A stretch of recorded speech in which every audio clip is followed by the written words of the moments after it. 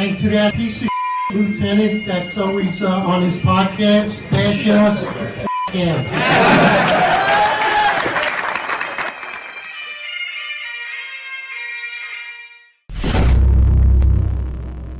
Attention to roll call.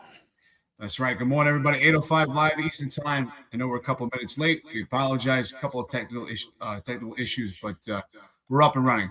But not my StreamYard this time. So with that being said, it's Wednesday. It's hump day. Good morning, everybody. We got an interesting story here. So Deputy Police Commissioner for Public Safety from Mount Vernon is involved as a potential getaway driver in a shooting where her son may be the perpetrator. So this is quite interesting, right? Kind of reminds me of the movie The Town, which I love, and I'm sure a lot of people love that movie also. And where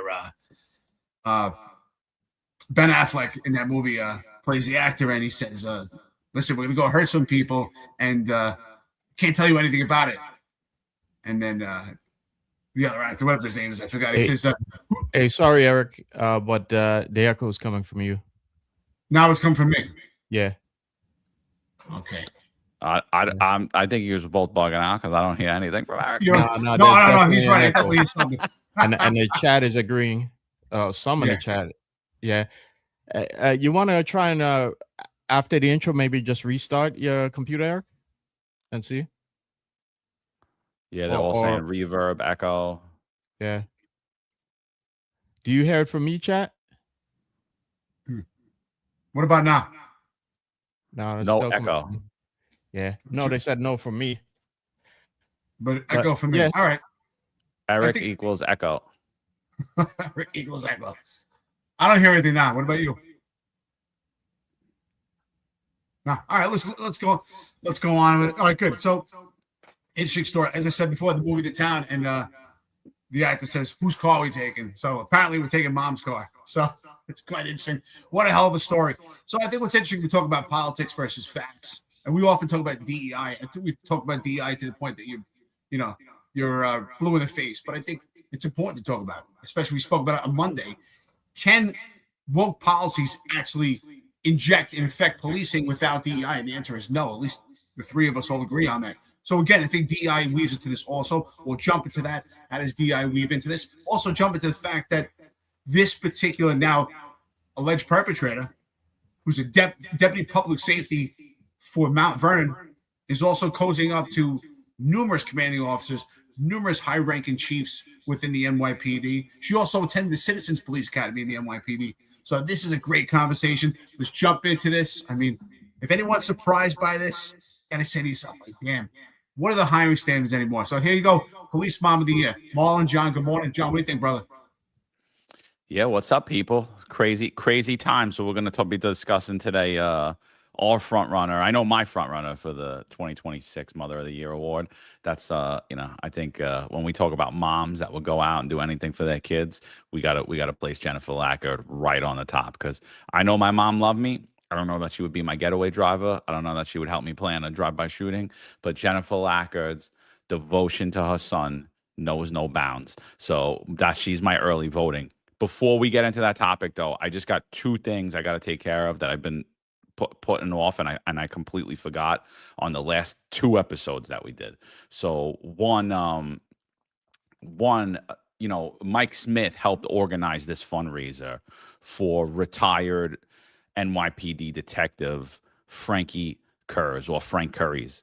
His wife, Kat Curries, is in the hospital now, and she was just rushed to a hospital in Philadelphia where doctors gave her devastating news that her lungs suffered catastrophic damage, and she's waiting for a double lung transplant. And that's her only chance to survive. Obviously, huge burden on the family.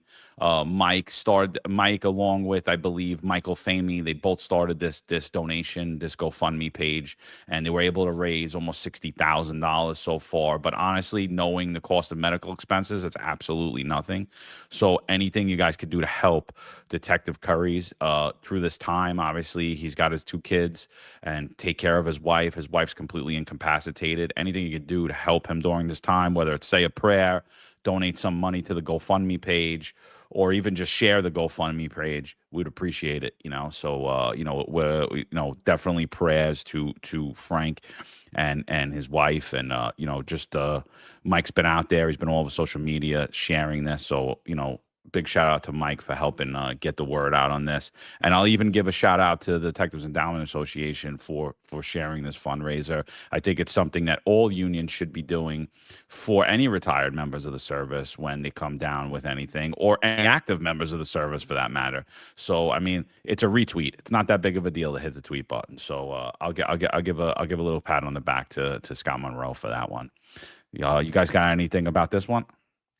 Yeah, I just want to say, man, Mike, awesome job, brother. He's got a huge heart. He's really great at pushing these type of tragedies and really helping out families. He helped out a lot when Derek was sick and battling. So Mike, I know Mike for a long time, since we were rookies within the police department in 2004 and to this day in retirement. Mike is an awesome guy. He was an awesome detective, man. He's a huge heart. His heart are as big as his muscles. So Mike, thanks, brother. Appreciate it.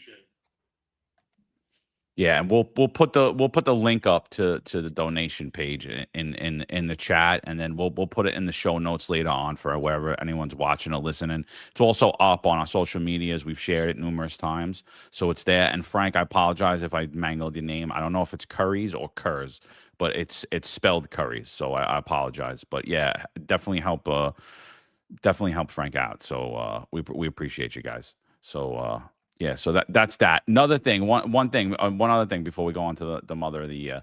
I think it's just got to settle family business a little bit here. So this guy, we often talk about unions. We talk about how they're in bed with the city, how they're self-serving, how they only care about themselves. This is active union president for the FDNY, Andy Ansborough, right? Andy Ansborough did absolutely nothing for his members who were terminated as a result of the COVID vaccine. He done nothing for his members who were injured as a result of having them forced for the COVID vaccine.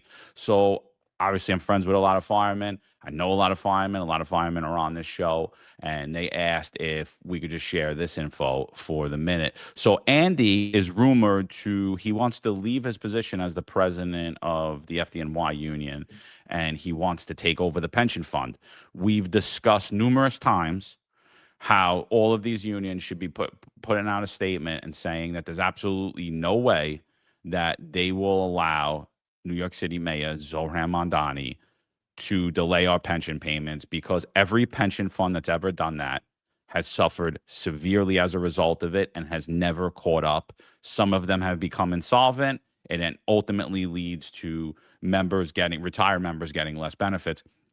Andy has not put out a statement in regards to that, meaning that more than likely he'll go through with that.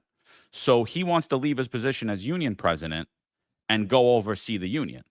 So what I'm being told is Andy Ansborough on August 19th this is his sheet where he supposedly did 2 tours of working overtime, and he's out there working overtime on this boat that he's supposedly on.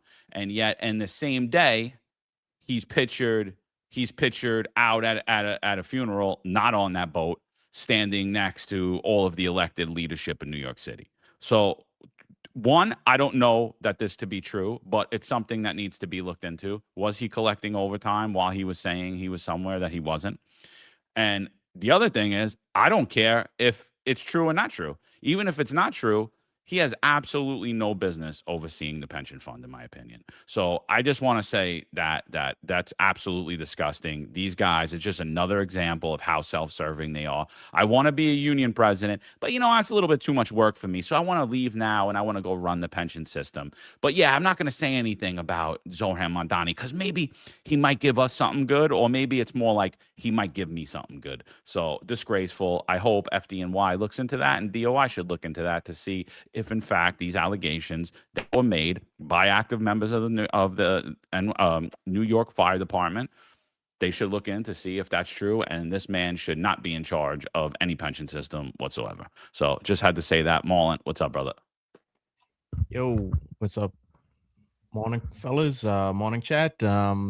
Yeah, I echo John's statement. That guy shouldn't be nowhere near the pension funds. Okay, he's going to be a plant. Okay. A guy like that who was championing the shots, okay, is gonna be on the pension board. Okay, what do you think he's gonna do? Do you think he's gonna be working for firefighters? No, he's gonna be working for the establishment. Okay, he's not. He's just like he did during COVID. He's going to be um uh, another sleeper agent for them. So yeah, There's a he big should smile get looked behind that into. mask. Yeah, yeah. You think I got somebody like this who was pushing, everyone to get the vax is gonna be you know working for the long term health of firefighters' retirements? No way, no way. And what But I was anyway, told is similar to the other unions. Also, it was also shut up and take the vaccine. yeah, Shut up and take the vaccine. Right. So guess what? Yeah. Shit goes around, comes around, doesn't it, Andy? Right. yeah. That's probably why they want him on a pension board to begin with. Of course. They put our guy in there so he could sway the vote towards outcomes that we want. Silent, compliant, and self-castrated. Yeah, Another one. Yeah, there's no coincidence that here's someone that's completely compliant, who's in bed with the enemy as a union president, who's now potentially going to be working on the pension board. I mean, especially right now when Zomra Mamdani wants to raid the pensions. Does anyone think that's a coincidence? I don't think so. I always say there's no coincidence. Everything's calculated and things happen with mission and purpose. There's no doubt about it. So with that being said, let's jump into today's topic. So I think today's topic is riveting. You have the Deputy Police Commissioner for Public Safety. I just want you to think about that title. Deputy Commissioner for Public Safety for Mount Vernon. Now, Mount Vernon is interesting because Mount Vernon is directly on the border of the Bronx. It might as well be the sixth borough. And there are parts of the Bronx and Mount Vernon just kind of weave into each other, especially even Bronx Narcotics. The building itself is actually in Mount Vernon. One side of the street is Mount Vernon. The other side of the street is the Bronx. But what's interesting also is this police mom of the year also attended the Citizens Police Academy in the NYPD. Marlon did some digging last night. We spoke about this. She often praises and gives accolades to the former CO of the 4-3 precinct, which was Benjamin Gurley back in 2019. Also praises and gives accolades to Keon Ramsey, who was the XO of the 4-3 for a period of time, and then also the CO of PSAE. So it was quite interesting. Now, what's interesting about the story is you have to say to yourself, how does this happen? We have a young man who himself is a violent perpetrator involved in numerous shootings where Darcel Clark, of course, didn't do anything about it, walking the streets, and now he's even got his mom as a getaway car. So to me, it's like, wow, how do we get to this point? And so we often talk about DEI, hiring standards. Like, how do we get someone here who's really anti-police, so-called social justice warrior, which we see time and time again, involved in an incident like this is absolutely disgraceful. But we have to say, how did someone like this get involved in the upper echelon of policing? We've been telling you, because policing has been completely weakened at the top. And this is just another example of it. This is absolutely disgusting. I mean, it's funny, right? You look at this, it's funny. And that's why I brought up the movie The Town. It's like, hey, we're going to go hurt some people. Whose car are we taking? Well, this time we're taking mom's car. I mean, this is absolutely insane. She is the Deputy Commissioner of Public Safety for Mount Vernon. Now, I'll tell you what's interesting also. Mount Vernon has been plagued for years with political corruption. And so we often tell you how politics is affected, injected into policing, and tied into it. So this ties in Mount Vernon, the politics. This ties in the NYPD. It ties in New York City. And she has the keys to the vehicle. That's what's so interesting about this. So, Eric, they're saying you got tons of reverb. I'll be honest with you. I don't hear it. I don't know what anyone's talking about. I don't hear it either. Did you hear it, Marlon? Yeah. Yeah. It's come back. I'm gonna back out. And I'll come back out and come back in. Yeah. Yeah. Okay. All right. So sorry about that, guys. We're having huge technical difficulties over here today, myself included. My second screen's off. I'm running like I don't even know what I'm doing here, to be honest with you. So expect a lot of mess ups from us all. Not on top of Marlon not unmuting himself. you know. So, all right. So Jennifer Lackard, right? I think super funny. We were looking at this yesterday, like early in the day, as soon as it came out, and I was like, I remember that name. I was like, I remember there was something else that happened here. So Jennifer Lackard, backstory. She's like a community organizer. You know, she's involved in all these community events, and in 2020, she gets appointed to become the commissioner for strategic initiatives for Mount Vernon, right? I think that was her official title, right? And she actually gets appointed with Ernest Morales too, former NYPD inspector. He takes over Mount Vernon for a little while. I don't think he's still there. I think he wound up going to Minnesota after that, if I'm not mistaken. But they get appointed on the same day, and Jennifer Lackard's coming in to bring in police reform. She's going to reform the police department because, like Eric and Marlon have alluded to, there's been a lot of corruption scandals coming out of not only the police department in Mount Vernon, but the mayor's office as well. So there's just been a ton of corruption. It's just not as reported because it's not as big as New York City. And I think the corruption in New York City just completely overshadows Mount Vernon. So they never really get the close eye scrutiny that they deserve. Now, Jennifer Lackard's husband in 2012, guess what he was doing? He was running a nonprofit. Shocker, the grift. We talk about it always, right? His nonprofit was to help people who were drug addicted, right? Substance abuse, people who were suffering from substance abuse illness, right? So he was there to help them. While he's doing this non-for-profit, guess what happens to him? He gets indicted. He gets indicted for conspiracy to traffic heroin.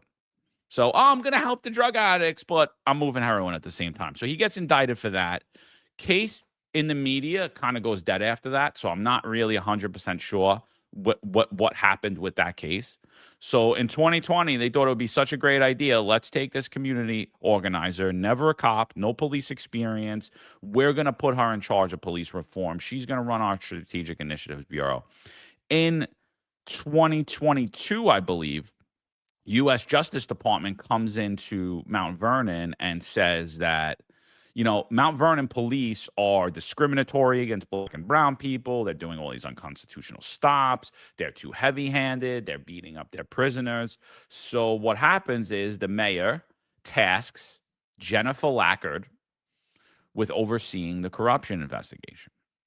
In 2024, Jennifer Lackard's son, known gang member, was arrested 2 times for having an illegal firearm. One time, he was arrested by Bronx cops in the NYPD carrying an illegal firearm. He's out shortly thereafter, of course, because, nobody goes to jail in New York City. Only people that pay taxes and business people, and only if you make a mistake that you truly are sorry for. Criminals don't, they walk the streets free and clear. They have nothing to worry about. So he's out on the streets again. While out on the streets again, he's involved in a large scuffle out in the Soundview section of the Bronx. What happens then is NYPD responds, at which point he points another illegal firearm at officers and they open fire and strike him. Why Jennifer Lackard wasn't heavily investigated this year in 2024 is beyond me. How she's overseeing a police department. And it's funny because at that time she was actually overseeing a program to stem youth violence. So she's supposed to stem youth violence, but she can't stem youth violence in her home. And then most recently, she is now arrested and perp walked, and now since been fired from Mount Vernon she's being accused of her and her husband being not only the getaway drivers for her son doing a drive-by shooting right behind the Bronx courthouse. Not only is she accused of doing that and being his getaway driver, but also plotting out the entire hit. So to me, it just shows the complete failure of Democrats on the public safety front. This smells of everything. It smells of DEI, criminal justice reform, police reform, the nonprofit industry, like all of it. It's all tied into people who have no business in public safety. And originally, before I even read the article or started to look into this, I said, This is just another example of a person who undeservingly was handed a police leadership role and had absolutely no business. Again, another embarrassment, not only to herself, not only to the Mount Vernon Police Department, but to the profession as a whole. And this shit continues till today. So it's unbelievable. Yeah, it's absolutely wild. Yeah. I mean, what I said online, the family. Oh, now there's an echo from me. Can you guys hear it? I don't hear it. I don't hear it either. Wild. You Yeah. hear an echo from me? Today. What do you say, chat? Is it good to go now? Yeah. Yeah. The family that goes to drive-bys together stays together. Yeah. It's absolutely wild. Yeah. They do right. Yeah, Chad is saying I have an echo. I'll try and fix that in a second. I don't know what's going on today. This is weird, dude. I don't hear it from either of you, so it's I don't know what the hell's going on. Yeah. It all started with John Screen. Yeah. But yeah, there's a lot of problems with this case, and you know the connections that keep popping up in law enforcement are there. You know, the NGOs, the strategic initiative, right? We talk about that unit, about that bureau, how many times in the NYPD, and as I told you, you know, a while ago, that unit is the source of a lot of progressive BS that gets filtered into NYPD training and NYPD policy. And you know, we touched a little bit about it on Monday when I noted that Kenneth Corey, who was chief of training, worked with a lot of them when they were pushing all that BS that we had to sit in front of a computer and watch, and that had nothing to do with law enforcement. That had nothing to do with policing. Okay. And we talked about how much BS that is, but here again, Mount Vernon's equivalent unit pops up in here. Yeah. And as Eric mentioned before, yeah, this lady knew a lot of NYPD executives, okay? In particular, the Bronx. And again, Eric mentioned Chief Gurley. He 100% knew her because she spent 8 years on Community Board 9. And she's pictured with him numerous times. Pictured with him, thanking him, you know, thanking him for the work he did. And so she spent a while getting to know cops and getting to know the job. Okay. And then she moves on to Mount Vernon to her job there. And you have to wonder. I said when I first heard about this, when John first told me about this, that I have to wonder, like, how many phone calls were made for her, because I don't understand how there wasn't a case on her, you know, in Mount Vernon in terms of their internal affairs when the issues with her son first came up. Okay. And in fact, I don't even know how she got through the background investigation for the Citizens Police Academy, because I know they do a basic background check. And again, she was involved in the Citizens Police Academy in 2017 or 2018. I'll put up the picture as we go further on. You know what's interesting about this? So I don't hear an echo, by the way, right now. I think it's gone. Thank God. I don't know. I've been trying 1,000 things with my computer here. Yeah. Well, it's interesting to me. So I'm looking at an article right now. It's from CBS News. I tried to pull it up, but I was having some trouble. It was kind of blurry. So just looking at an article right now. What's interesting about it is it comes by way of 2020. And what's 2020? Summer of love, COVID, where the world is upside down, especially this country. This country found their George Floyd to turn the country upside down. And so Jennifer Lackard, her entire life and her career was about social services and police reform, but she never actually served any time with any law enforcement agency prior to being the deputy of public safety for Mount Vernon. So think about that. She didn't have any police experience at all, right? Her ideology was social services, police reform, but never actually spent even time as an intern in a police agency. And she gets rocket-fueled promotion and position of appointment to Mount Vernon public safety police commissioner. I mean, that's interesting. So we often talk about how we have people in charge of policing, not just politicians, but people that are actually in charge that have not stepped foot, haven't had their boots on the ground as a law enforcement officer or some type of quasi position where they really understand the nomenclature of policing it. Now, I'm a firm believer. We often say it. We've had conversations, different episodes. You can't blame someone for how their father acted, or you really can't blame someone and say, well, their son is a bad apple, and we need to direct our attention to the parent. However, there should be red flags. The fact that her son was involved in numerous shootings, in possession of a illegal firearm, should that directly put blame on Jennifer Lackard prior to this getaway position? No, but there should be red flags there.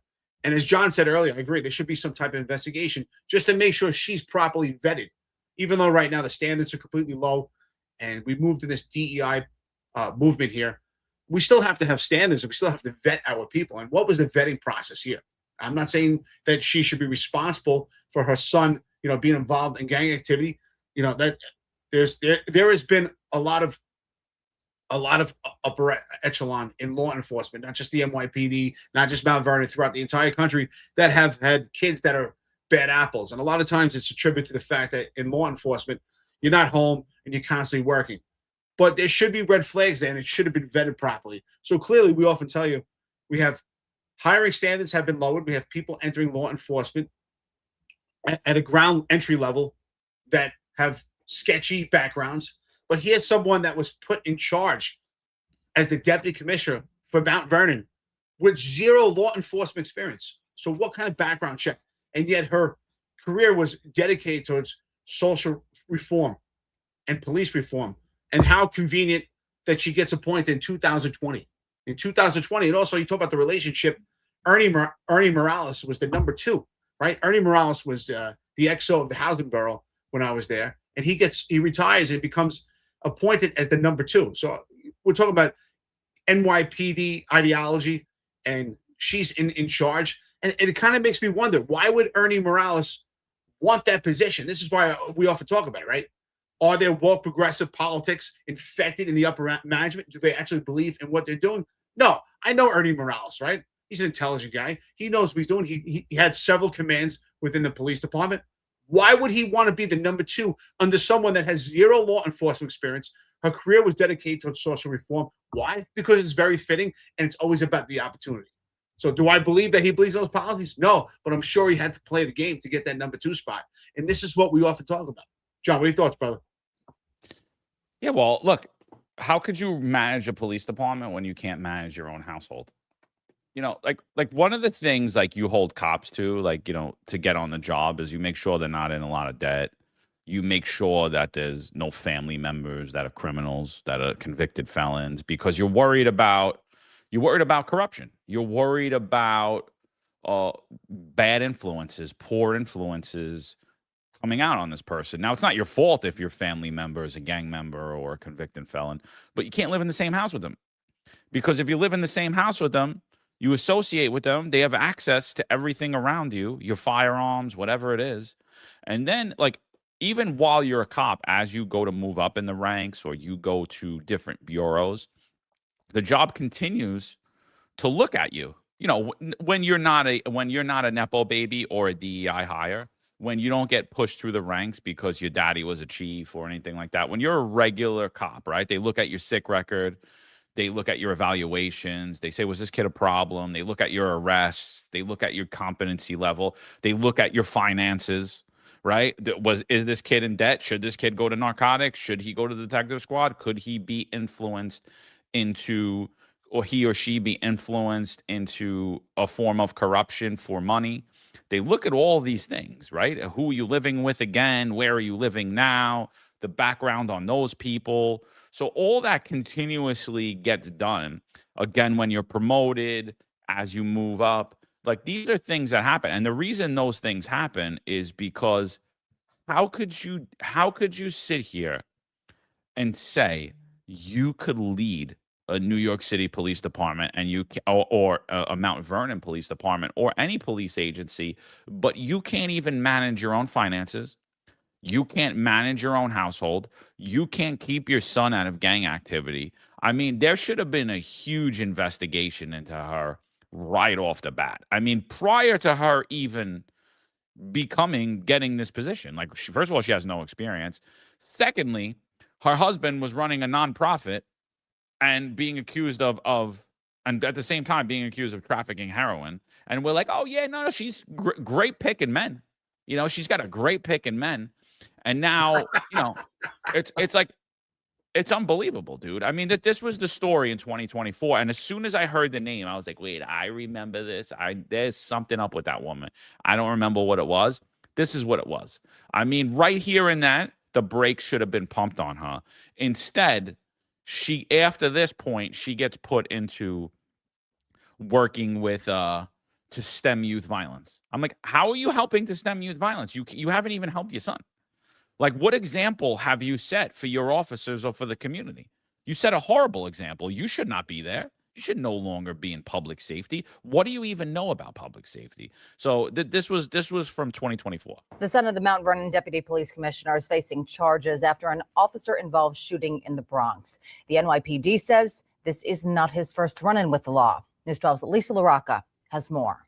According to NYPD officials, the son of Mount Vernon's deputy police commissioner is facing some pretty serious charges, and they say he was just arrested a few months ago on weapons charges. Friday afternoon, NYPD officers were called to the Soundview section of the Bronx to answer 911 calls about a large dispute involving firearms. As they pulled up to the area, they encountered two suspects. Police say one of them had a gun. At this time, the perpetrator pulls a weapon, a 9mm, loaded, takes a shooting stance at our officers, which they respond and discharge their firearms, striking the perpetrator twice in the leg. According to police officials, it was 19-year-old Chase Lackard who allegedly pulled the gun. He is the son of Mount Vernon Deputy Police Commissioner Jennifer Lackard. After the shooting, the teen was taken to the hospital in stable condition. He is also charged with criminal possession of a weapon and 2 counts of menacing a police officer. It's not the first time Lackard has been in trouble. Police say back in 2023, he was shot in the chest on an MTA bus during a gang-related fight, and he was arrested 3 months ago. In this case,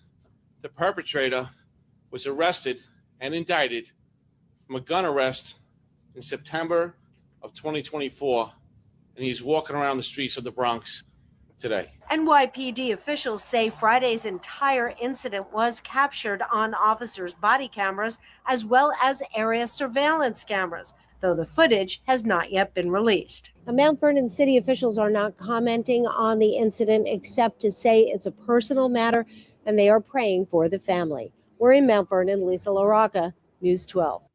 I mean, you know, and so, yeah, you got a kid, he's living in her household, and he's involved in all this gang violence. Absolutely on her, absolutely should be investigated, absolutely she should be on some type of modified assignment, knowing all of the stuff that happened. It wasn't once, it wasn't twice, it wasn't 3 times, and here we are. Like, is anybody shocked? And I played this video last night. I said, you know, I was like, you know, if only there were signs. If only there were signs there. You know, there weren't just signs. Like, you know, we talk about Eric Adams, where he goes, you know, just because there's smoke doesn't mean there's fire. Well, guess what? There's fire, and nothing was done about it. That is absolute fire. That is no longer smoke. That is fire. That something is going on, something very wrong in that household. Yeah. Yep. So she was also an advocate for a program called Reentry, which I believe is about getting convicts to, you know, reassimilate into society, right? Which is pretty ironic now, considering that she's also going to probably be a client after this.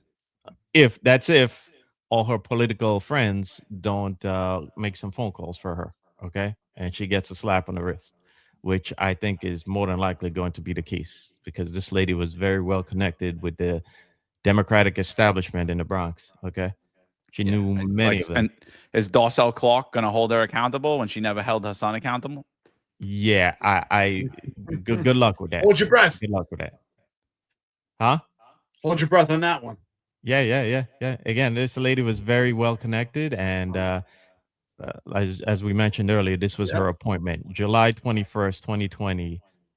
Deputy Commissioner of Special Initiatives, the equivalent of strategic initiatives for Mount Vernon PD. And it's pretty curious that in 2020 she gets appointed at that spot. Uh, you know, no experience, right? She was on the community board, and she was again a community organizer, and doing all these NGO related things, and going to I would say her closest thing to a police experience would be the Citizens Police Academy in 2019 that you went to. Yeah. And again, I don't understand how she actually passed the background test, because there should be a lot of questions asked about this, especially since at this time she was still championing the that cause for convicts, and still maintained a relationship with her husband, who was doing his bid in prison. So now I'm fine with people who do their time need to be rehabilitated into society. However, there should be a lot of questions about this, considering what the husband did prior, when she herself worked in that NGO. Okay. So there was some improprieties there, and there should have been some questions here in regards to lessons learned there, and make sure that whatever she learns from the police, and whatever she gets exposed to with her contacts in the police department, doesn't get filtered on over to her perp husband, and unfortunately, son. Well, the good news is, if this program survives the violence interrupters, if she is convicted and her son, the two of them could become violence interrupters when they get out of jail one day. So hopefully that program is still in effect. It's funny, right? People say things we do for our children, this puts it to a whole nother level. I mean, hey, let's go out and I'll be the getaway driver. I mean, this is insane. But, so people often tell me, John, we talk about this all the time. People call like, why do you guys keep talking about DEI? Let it go. Why do you guys keep talking about these woke progressive politics? Let it go. At least we're making all the time. Why? Why do we talk about DEI so much? Why do we talk about woke progressive politics? Because it's dangerous. Because we have showed you time again. And if this is not a correlation, and this doesn't show you, this is the evidence, and this is so explanatory, that DEI and woke progressive politics is dangerous to residents, is dangerous to the police on the street, is dangerous to the entire law enforcement profession. Here it is. Because it's DEI politics and it's woke progressive politics that allowed Jennifer Lackard to be promoted by rocket fuel to such an illustrious position as the Deputy Commissioner of Public Safety for Mount Vernon, who was responsible for police reform in 2020 for Mount Vernon, who had the keys to the vehicle. Who's got the keys to the job? I often say, who's the job? The job is the people in charge. They're the ones that have a voice. They're the ones that have the ability to sway the job in different directions. And for the job, we're talking about Mount Vernon, she had that, but also she had a lot of connections with the NYPD. If you go back to that press conference where John Schell was standing, who was standing next to John Schell? Benjamin Gurley, who she often praises and gives accolades, and got cozied up to Benjamin Gurley and also Keon Ramsey in 2019, right before 2020. How convenient. So Marlon, we talk about connections. What type of connections did she receive from Benjamin Gurley and Keon Ramsey? What type of connections and nepotism stemmed from that relationship, from him getting to know upper management, the NYPD? And we can infer the reality is most likely yes. I don't believe there's a coincidence that in 2019 she's hobnobbing with the upper echelon of the police department. In 2020 she gets an illustrious position in Mount Vernon. In 2020, Ernie Morales also gets a position. Where did Ernie Morales work? In the Bronx, which Benjamin Gurley, in this entire circle. So there's no coincidence there. They're all part of that circle. And again, she was never a cop. Just like Jessica Tisch was never a cop. Neither was Jennifer Lackard. Jennifer Lackard was never a cop. I used to often talk about this, and we've had numerous episodes where we say, should someone have had to be a cop before they get such a illustrious position? And I think the answer now is yes. Why? because at least there's more of a vetting process. And so how do we expect her to take care of the youth where she can't take care of her own damn home? And apparently not only can't she take care of her own home, she's encouraging it and allegedly enabling it. This story is just, this is police mom of the year. This is DEI politics. This is woke progressive politics. It's all come together right here in this case. Yeah, I mean, dude, it shows like this is a great follow-up episode to what we talked about on Monday. Like, it's just a great, like, how much good work was coming out of her office, how much work was coming to actually affect public safety in Mount Vernon. I'm gonna let you know, zero. As a matter of fact, placing her there harmed public safety. It harmed the image of the Mount Vernon Police Department even further, putting her up there. And they put her there to clean the image of the Mount Vernon Police Department. And that's what's happened post 2020. Like, and again, this is not like I said on Monday, I said this is not an NYPD problem. This is not a Mount Vernon problem. This is a law enforcement problem, because all of these appointments are all over. And guess what? She's still going to stay in the public safety sphere, because what now? She's a criminal justice involved individual. So she has a perfect resume to be a violence interventor or start a violence intervention groups. And now she's got the street cred, like Rodney Harrison wanted to say, we know you don't have to like the police because, you could want the street cred. Now she's got the street cred because she's doing drive-bys with her son. Like, it's bullshit. It's the mindset's ridiculous. So they put her in charge of this program, the wellness unit, the community affairs wellness unit. I mean, listen to the waste of taxpayer money. Listen to what this is. You know what this is holding people like Jennifer Lackard and her son unaccountable for their actions, for their gang activity, their violence that they're causing, and letting them roam free on the streets. And Mount Vernon went all in on it. This is the wellness unit. Vernon police taking a new approach to answering the calls of those in crisis. News 12's Nadia Galindo tells us about the department's new wellness division and how it's helping divert the most vulnerable from the prison system. He stopped by here. This is the newest precinct of the Mount Vernon Police Department, and it's focused on public health. A lot of the supports are not there. Deputy Commissioner Jennifer Lackard launched the Wellness Precinct located on Gramerton Avenue last month.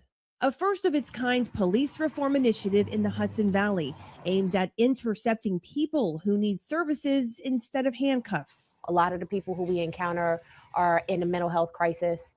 Some are combatant, some are, really, really aggressive, and some are not. And some are frequent flyers because they don't have supports. Supports that trained officers and clinicians can provide as they respond to calls of crisis. It's a holistic approach to address the needs of the elderly, those with mental health issues, veterans, and the homeless. Teens are also a big focus in the wake of the deadly stabbing of Mount Vernon High School student Kayla Green. If it has not been made clear, our young people are hurting. They are hurting in ways that we have not paid attention to for quite some time. The division just launched a pilot program at Mount Vernon High School, partnering with organizations already working inside the school to implement restorative interventions and deter violence. It's the department saying, we see a benefit to this. We want to help. How can we be a part of that solution-making process? An innovative approach reinventing how the department polices the community. In Mount Vernon, Nadia Galindo, News 12. Well, if you or someone you know is in crisis in Mount Vernon, call the Wellness Precinct at 914-465-2765. You can also find that number on our website. So there it is, right? Like, that is the same thing that is occurring all over this entire country, in every Democrat-run city and every Democrat-run state. And this is the garbage that all your police departments are doing. We don't need handcuffs. We need health. It's like, wait a minute. What health service could I have provided your son to have him stop being a gangbanger and running out there with a illegal firearm, getting shot and shooting people? What could I have? What could I have? What mental service or health service could we have provided to stop a deputy police commissioner from doing a drive-by and planning a hit with her son? Like, what service could we provide? Like, how much more money should we give more money to her non-for-profit? Because I'm sure if we look into those non-for-profits in Mount Vernon, or even if we look into them in New York City, I'm sure the Lackard name's gonna pop. Pretty sure. You know what it is? We talked about a little bit of this on Monday, and Kenneth Corey's connection to the crime lab of the University of Chicago. So I was thinking a lot of it after, and I think I understand what's exactly happening. The connection, what's happening is they want to remove punitive measures, and replace it with a behavioral approach. And I think the end game is drugs. The end game is, to medicate all of this, to try to medicate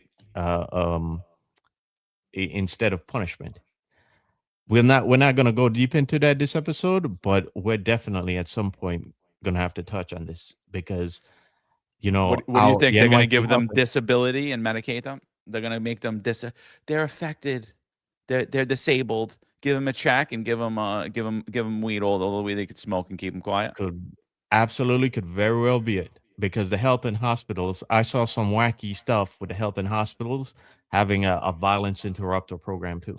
I'm like, what the hell does this got to do with the hospitals? Okay, it's all connected. And that, in the past we talked about how COVID really benefited Big Pharma, right? And how all the people in the NYPD who played a substantial role in the NYPD's policy, COVID policy, and the mandate, all seem to be getting rewarded, either through getting their jobs back, their positions back, or elevated positions, or throughout the country. They get, they move on to leadership roles in police departments. Some of them move on to these NGOs in the case of Kenneth Corey. But all of them seem to be related to this. Even Isa Abbasi, let's recall, was also in charge of strategic initiatives at some point. And he himself is connected to the same crime lab that Kenneth Corey is. So again, all these people are getting rewarded. And again, the people who benefit, the industry that benefited most from the scamdemic was the Big Pharma. So it's not surprising that the end game, that I think the end game of all of this is to tie in pharmaceutical measures into the justice system. Because if we can no longer afford, I think, since we can no longer afford to house and feed prisoners in prisons, the answer is going to be, let's keep them drugged up and have them return them back to society and have them drugged up. And again, we'll talk about that at some other point. But the main lesson you guys should see from all of this is that the same people who are connected to that mess years ago are also connected here. Why are these people seem to all be getting rewarded and moved on to bigger things?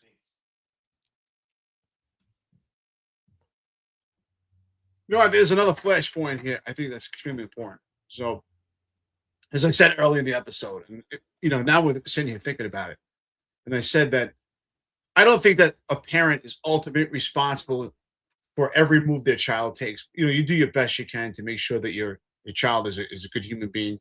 At least that's what I hope as a parent. And maybe not for Jennifer Lackard, but you do your best to make sure your child is the best human being that they could be. Right, you want them to emulate you and be a role model for your child. But once they leave your home and they're out in the real world, you can't watch every move that they make. However, I do think that there's a big question here: is what level of security clearance did Jennifer Lackard have as a deputy commissioner of public safety for Mount Vernon? What was her level of information that she could get from the NYPD? And it's important because obviously she wasn't properly vetted here, but why is that important also? So is she ultimately responsible for her son No, but when we talk about the red flags, that should have been a red flag when she was being vetted for that position, if she was vetted at all for that position, or if it's just completely nepotism and cronyism, and she got that position as a straight appointment without a vetting process. Because if there was a vetting process, there should have been a process to determine, okay, the son is involved in numerous violent acts. We're not talking about petty theft. We're talking about a violent perpetrator here. He's a complete miscreant to society. And with that being said, what was the vetting process to determine what's the relationship with Jennifer Lackard and her son? How much information could her son get from her if she does have security clearance within Mount Vernon, especially being involved in gang violence? And Rob Lukash said it earlier, but it's actually pretty funny. It's an interesting case. This is actually extremely important. Was her son in the gang database?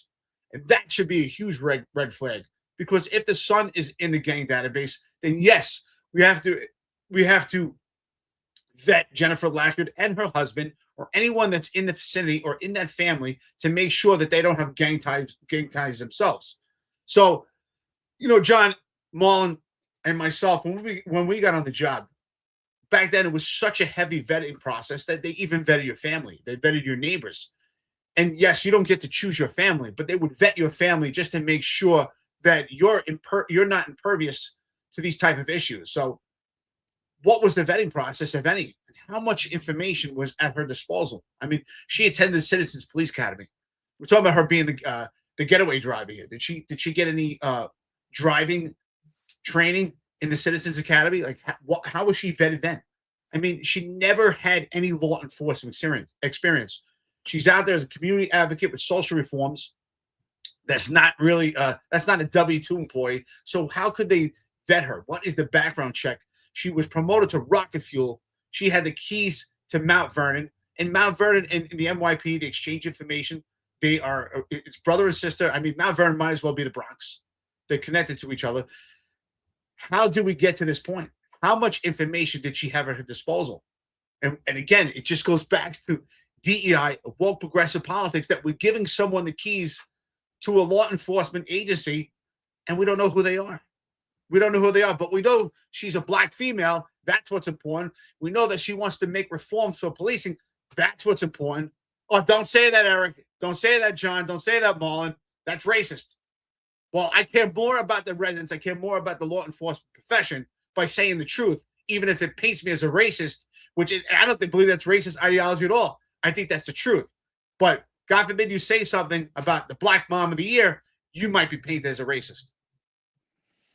No, she's definitely, like, it says Police Mom of the Year here, but I'm saying front runner. I'm giving her Mother of the Year award, like whole nationally, internationally, number one for the universe, like Mom of the Year. I'm not labeling her out. Like, this is a feat that's not, I don't think is going to be beat in 2026. Like, a Mother of the Year 2026, Jennifer Lackard is my front runner. But here's the thing, right? Like, one, we're being told that people with criminal backgrounds are the true way to public safety, right? The criminal injustice involved, right? And so I laugh at all of these police executives that have deep-throated all of this violence intervention, all of this public health nonsense, all of it, because they would never sit down on this podcast and talk about it. Never. Never, never, never. Give them the whole floor. Give them however long they want to take, however long they want in between questions. They would never, ever, ever do it, because they know that it's absolute bullshit, and they know that it's a detriment to public safety. Yet you're going to watch them go on rants about how important it is and how the work is so great. They'll never give one example of how it's great, how it works, how it improves public safety. So the narrative is if the people who are getting arrested, the people who have served time in prison, the people with street cred, right? Those are the voices that matter in public safety, and they matter a lot more than law enforcement professional voices. Like, so there's that whole narrative out there, right? And now you put people in charge of the police department with that street cred, that come from the streets, that are criminal justice involved, whatever you want to say, right? They know the community, right? They've worked with the community. They're coming right from the community, and they represent the community. And it's absolutely false. Because like I said in my rant video to Winston yesterday, they could give two shits about their community. They could give two shits about the police department. They could give two shits about public safety. It's about me and mines. So you put these people up there. She's a deputy commissioner for the police department. What does that mean? It means she has top tier access to every unit and every agency in that department. And probably, you're right, Eric, probably other departments as well. Probably the NYPD. I mean, we see the close ties that she had with the NYPD, and you have voices like this saying, "Yeah, we don't need the gang database. Of course, you don't want the gang database. Your son's on it. Of course, you don't want it. Probably all his friends are on it. Of course, you don't want it. Of course, you don't want that gang database out there. No, I don't want my son's name on there because I might want to run for office one day in the future. Or I might want to be the police commissioner one day in the future, even though I have zero experience in doing so."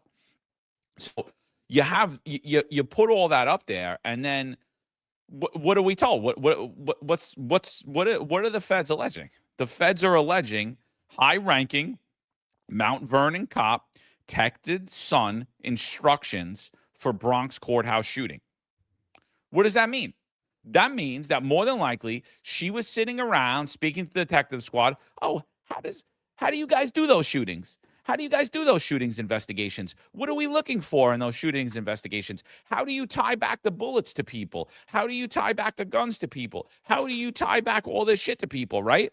And guess what? They take that information and they put it out there on the street, and they endanger every cop that's out on New York City streets and in Mount Vernon streets, and they endanger every member of the public that's out there, and we're paying these people for public safety, and instead they're taking this information and running with it. Same thing with the violence interventors. These COs are cucks to them. Complete cucks to old jailbirds that the youth on the street, by the way, do not respect. But so let's get out. This ain't the old school, like the Italian mafia and the little young hoods respected the older guys in the neighborhood. No. Those times have passed, my friends. Because if in that scenario, you probably would have been able to keep the streets pretty clean and safe, because there wasn't this level of street crime that happened with the Italian mafia. So you had all the little hoods running around doing the street crime, but they looked up to the older guys. And when the older guys told them, cut your shit, they cut their shit, because if they didn't, they got handled by the older guys. Today's generation, these younger kids have no respect for anyone. They're not listening to these jailbirds that are in these programs. That's why these programs are ineffective. That's why when you see violence interventions, you have no metrics for success. All you see at this point is a shooting and someone murdered, and them standing around with taxpayer-funded hats, taxpayer-funded T-shirts. They're throwing balloons up in the air. They're doing all this other bullshit, hosting press conferences after violence occurs. They don't stem it before it occurs. They don't stop it after it occurs. And now we're being told, like, well, they help people get jobs. Okay, so what are you saying? That like the social workers we have suck and we're spending hundreds of millions of dollars there and they don't work? That's a bigger problem. We don't need to spend hundreds of millions of dollars to another people to pick up the pieces for things we're already paying for. And then it's like, well, and then we help these kids get back in school. I'm sorry. Is that the stated job of a violence? What does that have to do with intervening on violence?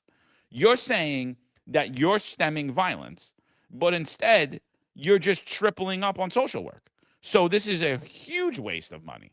I mean, so like the whole narrative that's been pushed in law enforcement since 2013, it's really rearing its ugly head. And honestly, we should just do a whole series on DEI. Like just another DEI, just another example of how DEI has infected police departments. There's all of this bullshit. This is complete garbage. And honestly, again, I'm going to say it. It's not the socialists. It's not all these cuck politicians that are the problem. The problem is weak law enforcement leadership. Spineless, self-castrated, and yes, Winston, pussies. No moral integrity. Does that mean, oh, I'm a tough guy, I'll fight you? Okay, you're physically not a pussy. Morally, you're a pussy. That's what I'm trying to say. That's what I was saying. There's plenty of guys that I'll say are pussies that could probably kick my ass physically, but if you put them in a match of having morality and integrity, they couldn't shine my fucking shoes. So, I mean, that's just the reality of it. I'm sorry, I'll say it again. I told Winston Faison in my Instagram video, we'll be live today in the Finance Unfiltered, and we'll say it again. Yeah, you're damn right. Pussies. Pussies who take a knee. Pussies who apologize for being racist when they're not racist. Pussies that figuratively give the keys away to the job. Pussies that disband the anti-crime team. Pussies that don't stand up against the COVID vaccine mandate. Yeah, pussies. How about that, Winston Faison? Grand Rising, brother. Absolutely. Not only that, let's talk about this. Sorry, Marlon, I don't mean to cut you off, but this is pretty passionate about this case here. But let's talk about this. You want to talk about access. What are the chances? And we should be looking into this. I mean, she easily could have spoke to the CO of the Bronx, of the command for the Bronx Criminal Court, which is the 4-4 precinct. She could have easily spoke to the CO and find, hey, how many cars you got out there today? What's your manpower like? I'm sure she knows where the cameras are over there. I'm sure we should check her phone. I'm sure she has saved in her phone Benjamin Gurley. I'm sure she has his number. She has Ernie Morales' phone number. She has Keon Ramsey's phone number. Hey, what's going on, guys? How you doing? Yeah, what's going on at Bronx Criminal Court? I'm sure she has a lot of information. That's why it's so important that we vet these people. So DEI and woke politics is extremely dangerous. She has a lot of access. I would put, unfortunately, we need to look into that. Did she speak to the CO that day? Find out, hey, how many cars you got out here today? You got any specialized units? Yeah, just a regular, casual conversation. I'm not saying they're in on it, but she easily could use them for information. This is some scary stuff here. Scary stuff. She was never vetted.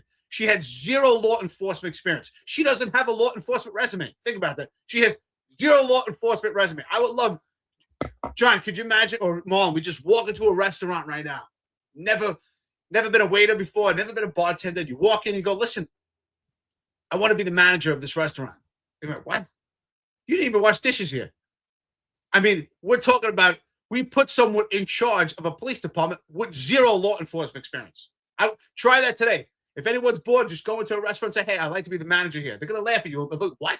You want to manage this place? You got to work your way up. You have to understand the system. But we gave someone the keys to the vehicle. We put them in charge of a police department, and she has zero police department experience. Zero. Jessica Tisch doesn't have much experience, but at least she was in there. She was in there as a deputy commissioner doing some IT work, information technology. I still think she should have been a cop, but she has zero. When I say again, zero law enforcement experience. Red flag. Hello. Yeah, that's a lot of mic drops there, guys. Yeah. So let me go back to this for a second. She was also on the mayor's subcommittee for criminal justice and reentry. Okay. So this was during the de Blasio administration. She was New York City mayor? Yes. This was under Mayor de Blasio. This was her role on it. The grift and the graft, people. Yeah. All interconnected. What a tangled web we weave. Yep. So what's the other connection we've seen with all these people getting moving on? They're all connected to the de Blasio administration. Okay. All connected to the de Blasio administration. So you guys know the Community Justice Reentry Network, originally launched under de Blasio in 2017 as part of a 10 million Jails to Jobs initiative, was established to provide universal community-based reentry and discharge planning for individuals leaving New York City jails or state prisons. Let's see some of the services provided.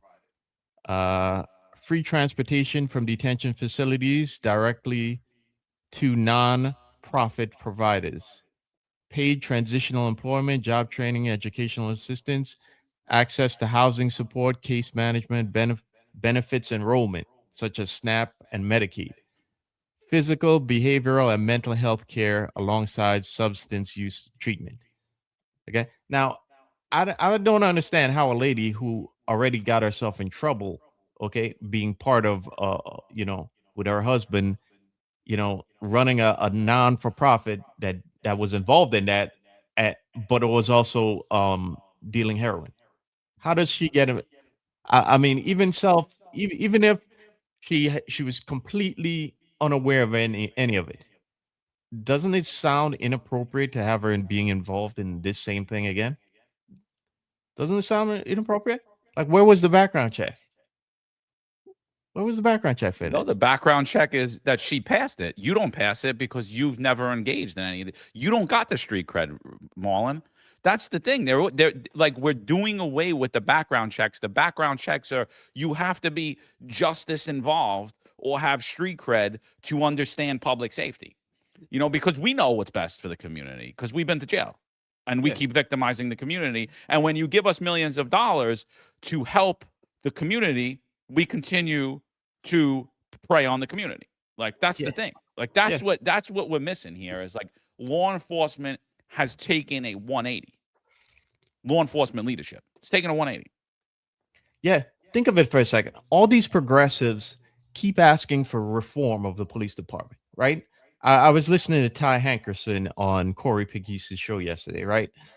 And now Ty, this show, we're not going to make this about Ty, but I just want to point out the ridiculousness of all of this. Ty himself was a police explorer, right? He was a police explorer for years. Now, the police department wouldn't let him in because one of his family members who still lived with him was had a criminal record, right? So they wouldn't allow, so he couldn't become a cop. Now he talks about the changes, the moves that Mabdani has made with the Office of Community Safety, and how it's just the start, and how they want reform. But my question is, you on the one hand you ask for accountability and training and all this stuff from the police department, who's a paramilitary organization.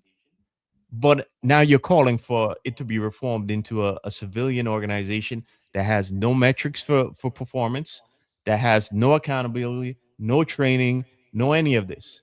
And you're seeing how corrupted a lot of these organizations are and how they harm the communities. Okay? Think of it for a second. This lady, her husband was who was she? Who was he dealing heroin to? The black community. Okay? So how are you saying that police are harmful to the black community, and you want to replace it with civilian organizations that have proven time and time again to harm the black community even more?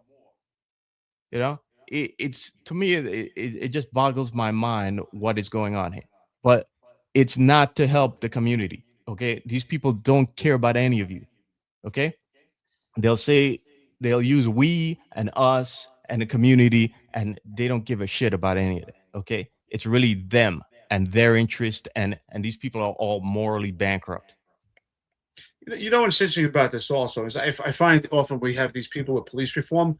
It's always about these second chances, or it's always about a reset button. I remember when I was working in the Bronx, they came out with something instead of giving a desk appearance ticket. I forgot what it was called. I think it was like First Start or Fresh Start, where someone would actually the arrest would almost be eradicated. They would be arrested, but then they would be given like a fresh start. They had to go to like a one-day community program thing, and it would be eradicated. They would get like a reset button. It's always about, fresh start this, fresh start that. Well, how about we actually start teaching people in the community and have community culture amongst the black community to not be involved and make poor decisions? Why is it always incumbent upon the law enforcement agency or the law enforcement profession to teach people? It's far too late. And unfortunately, I don't think that's a racist comment. It's real. What happened to the values in the black community? I grew up in a black community, and unfortunately, I saw the eradication of it. I saw the breakdown in the black community. There was a lot of good young black men who make it on, but ultimately, the majority as a whole, we lost culture and community and values. And there was culture and community and values in the black community at one time. And it's not every city, because I've traveled the entire country, and I have been to some places where the black community is pretty strong. I've been to some places actually in Las Vegas surrounding area where there was some middle-class black neighborhoods, beautiful, clean, where there was some real culture and some values. So what happened to that? What happened to the value and the cultures amongst black families and the black community to make better decisions? to make better decisions and not have poor choices so that you don't end up in jail, so that it's not incumbent upon the law enforcement profession to give you a reset button, to give you a fresh start. How about we make better choices? But unfortunately, it's always about, well, especially when it comes to Jennifer Lackard, right? She wants police reform. Let's put her in charge of the police department. Let's have a nice soft approach. Again, would I walk into a restaurant and say I want to be the manager there tomorrow? They would laugh at you.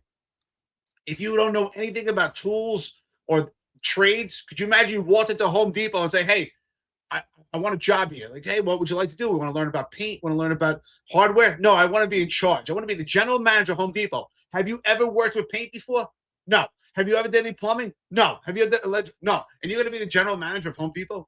This is insane. This is the same thing. I'm making the analogy of the correlation. She has zero law enforcement experience, but we put her in charge. We put her in charge of the police department. Think about that. This is insane what's going on here. And again, not properly vetted. Here's something we should also talk about. I'm not trying to, to support Sal and be rah-rah in his corner, but let's be honest. His situation, Sal Greco, right, was terminated for, well, at least part of his termination is for alleged criminal association.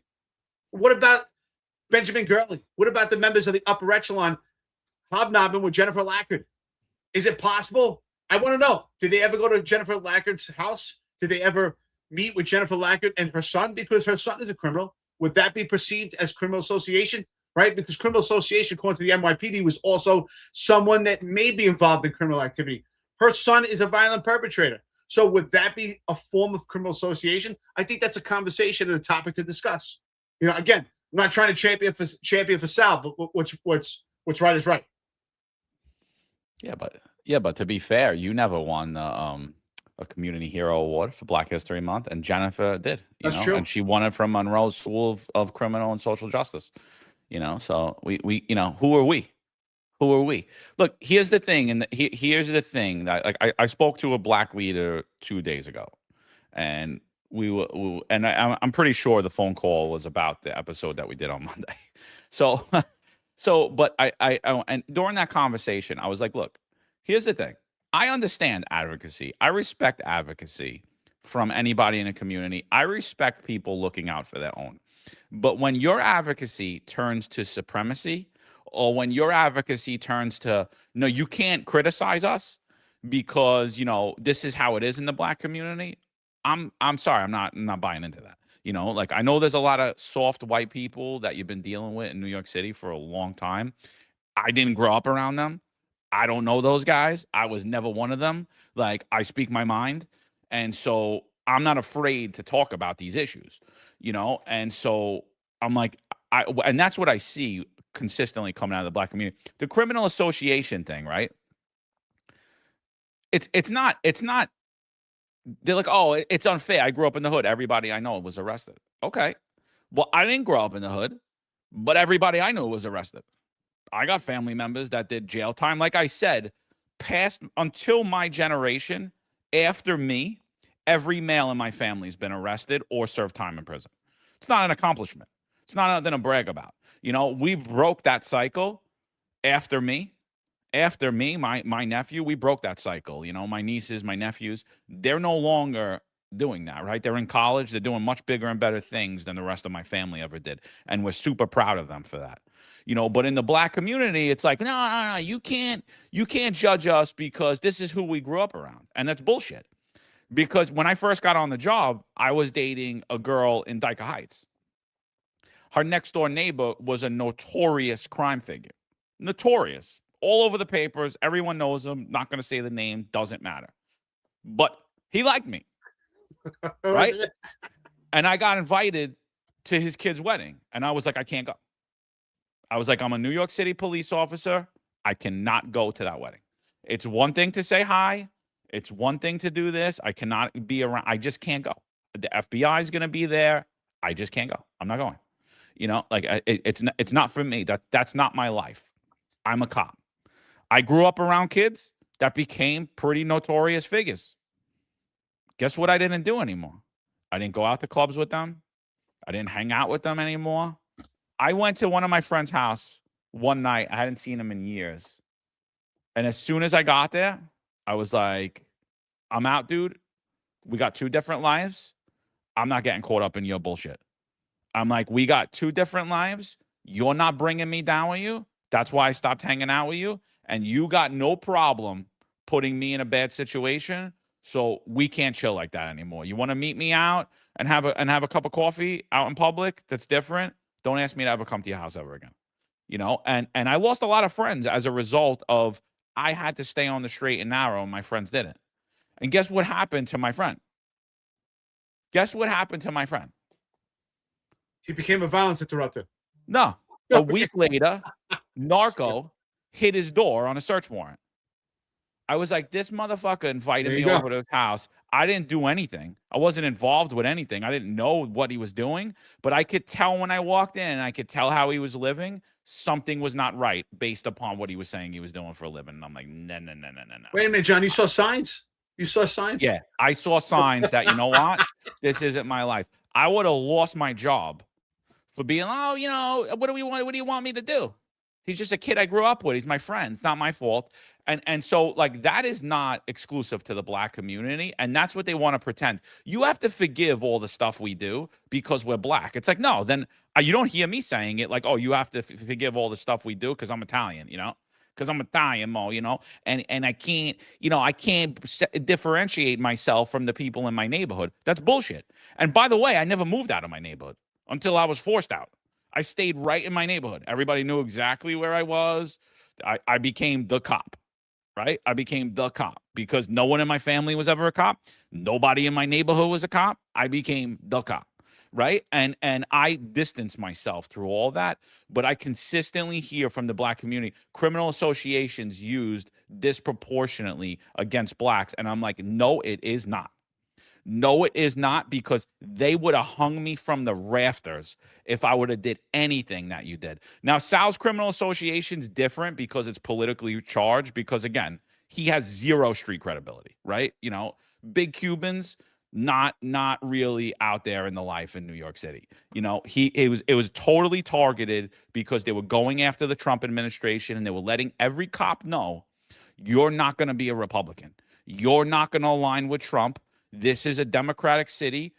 I mean, the governor, 2 governors we had, mayor said it, you're not welcome in this city. Republicans are not welcome here. Sal aligning himself, or at least pretending to align himself, with Roger Stone and the likes of Donald Trump because he was fanboying out, that to them looked like, all right, here's a perfect target for a Republican, and we're going to use him as an example so that no one else ever does no one else ever publicly comes out and aligns themselves with a Trump or a Republican ever again, because this is a Democrat state and a Democrat city, and you're not welcome here. And so that's what that criminal association was about with Sal. It was more of it was a political hit job. It wasn't a traditional criminal association. They used the criminal association against him. But criminal association often is excused in the Black community when it's not in Italian, Albanian, and all of these other communities where there is and remains a huge criminal element. Yeah, very true, very true. And this is I think this is a recent thing too, because even Corey talked about it, in the past for him. And this seems to be a thing that's been thrown to the wayside with the rise of DEI and all that progressive BS, because I remember before I came on the job too, before I even became a cadet. So this just tells you how wacky this is, right? A cadet, is basically like a office job. Okay. Before I became that, I was worried about people that I knew who had criminal records too. My boss, when I was a teenager, I worked in an ice cream store. And just before I jumped into Cadet Corps, I went back there and I was working 2 jobs. I was working Dad and I was working Toys R Us, right? And the boss he was tied to the mafia. He did a bid in the 80s. And, I was worried that, because I still knew him and because I still hung out with his son, that might be a problem for me to get on the job, So it's like And plus, I hung out with some people, with my cousins who lived in some like some parts of Brownsville that you got to be very cautious about, So even that I was worried, So how is it that people now who had had such ties to criminality are even allowed anywhere near those roles, even if they didn't have any idea what was going on, it just looks inappropriate to have them in these roles, you know? So it's clearly the point I'm making here is that something has changed. Okay. And I think that's something that has changed is what you've seen in the last 15 years in law enforcement, and how all of this DEI and progressivism has infected the job, and the end game, okay, and they'll tell you itself themselves, is to change the department, is to reform it completely, and to do away with law enforcement, American law enforcement as we know. Okay. And this is it's very dangerous, and you see it in these examples. Okay. Because what do you think will happen if we had a large office of community safety here? If that department was to rival the police department, and we start taking away functions from the police department, what would happen? We were essentially giving the police department over to a mafia or a cartel. Okay. And this wouldn't make it anybody safer. It would definitely not make those communities safe. It would just make it even worse. Okay. So here's the problem also. I think ideology became more important than actual law enforcement experience, right? So in 2020, who can we also blame for this? I say we blame Andrew Cuomo. Why? Because Andrew Cuomo was the one who actually implemented for all law enforcement agencies throughout New York State to have police reform by a certain deadline. So the police reform was rushed before we just decided to make sure we have a level of competence. So the ideology of police reform became more important than level of competence and trust and making sure that we have proper leadership. And all the weak leadership of the law enforcement agencies throughout the entire New York State swallowed it up and gobbled it up when it was shoved down their throat from Andrew Cuomo. Instead of every law enforcement agency stand up and saying, hey, we're doing our job, we're doing the best of our ability, and we can't have police reform done within 6 weeks or whatever deadline it was pretty short time, and we're doing just fine. And what happened in Minnesota is far from New York's, right? And first of all, that wasn't even given due process, right? It wasn't even due process for the George Floyd incident to work out before they decided police reform. But no, Andrew Cuomo jumped on it and said, oh, we need police reform in New York State, even though that was in Minnesota, miles away, and states far from New York State. So every law enforcement agencies, especially New York City and places like Mount Vernon and close by, swallow this up and gobble it up. And that's how we have someone that was promoted by rocket fuel with no law enforcement experience to be in charge of Mount Vernon Police Department. Now, Mount Vernon for years was plagued by corrupt politics. The police department itself has always been kind of sketchy and skeptical itself.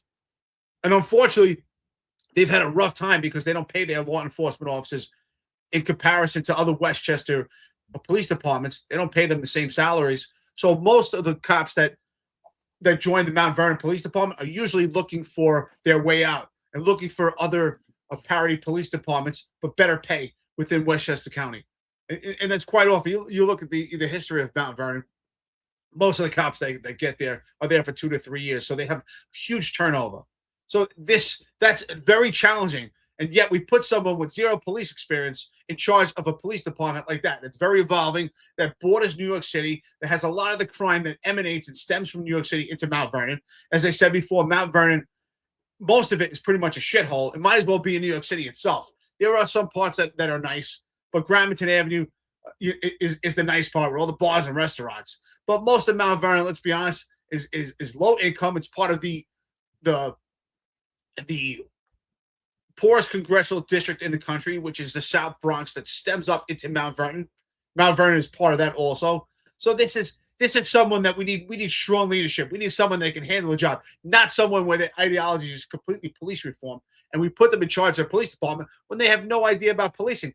So who educated her? Who actually schooled her on what to do? Well, probably Benjamin Gurley, probably Ernie Morales, probably other upper management of law enforcement from New York City and Mount Vernon. This is a huge problem. Again, this is why we told you DEI and woke politics is dangerous to the law enforcement profession. Here it is, because mommy is the getaway driver. What did mommy learn?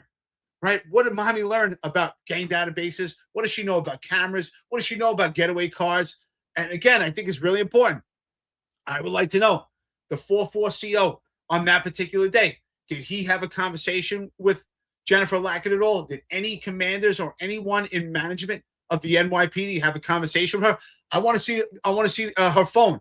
Is Benjamin Gurley's phone number saved into her phone? I would say most likely. I want to know what type of conversations, what type of relationship. Did they have a relationship with her son? I want to know that. I think that's quite important. That is much different than Sal's case.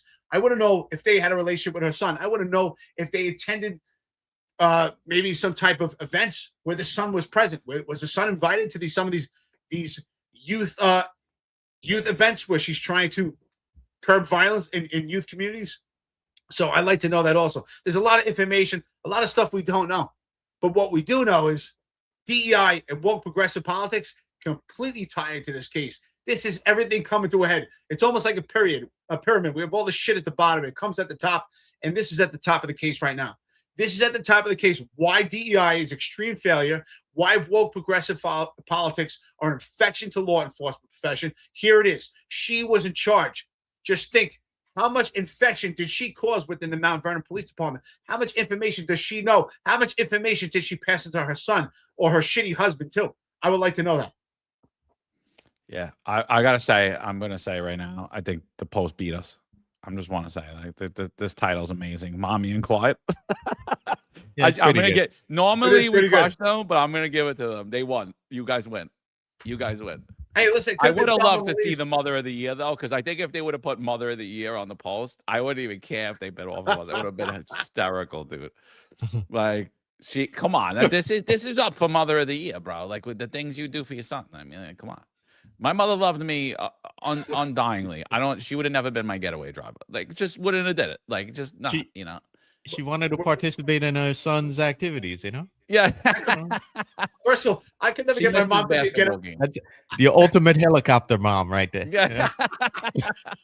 I couldn't get my mom to be a getaway driver. She lives in Brooklyn her whole life, and she doesn't even like to drive. So, hats off to this kid who got his mother to be the getaway driver. Good for you, man. Wait. Here's the thing, though. You guys are forgetting that dad drove the car there. Mom drove the car away. He drove it away. Yeah. So they wanted to because they wanted to switch like what they were looking for. You know what I mean? Like whatever it was. Yeah. So they both participated.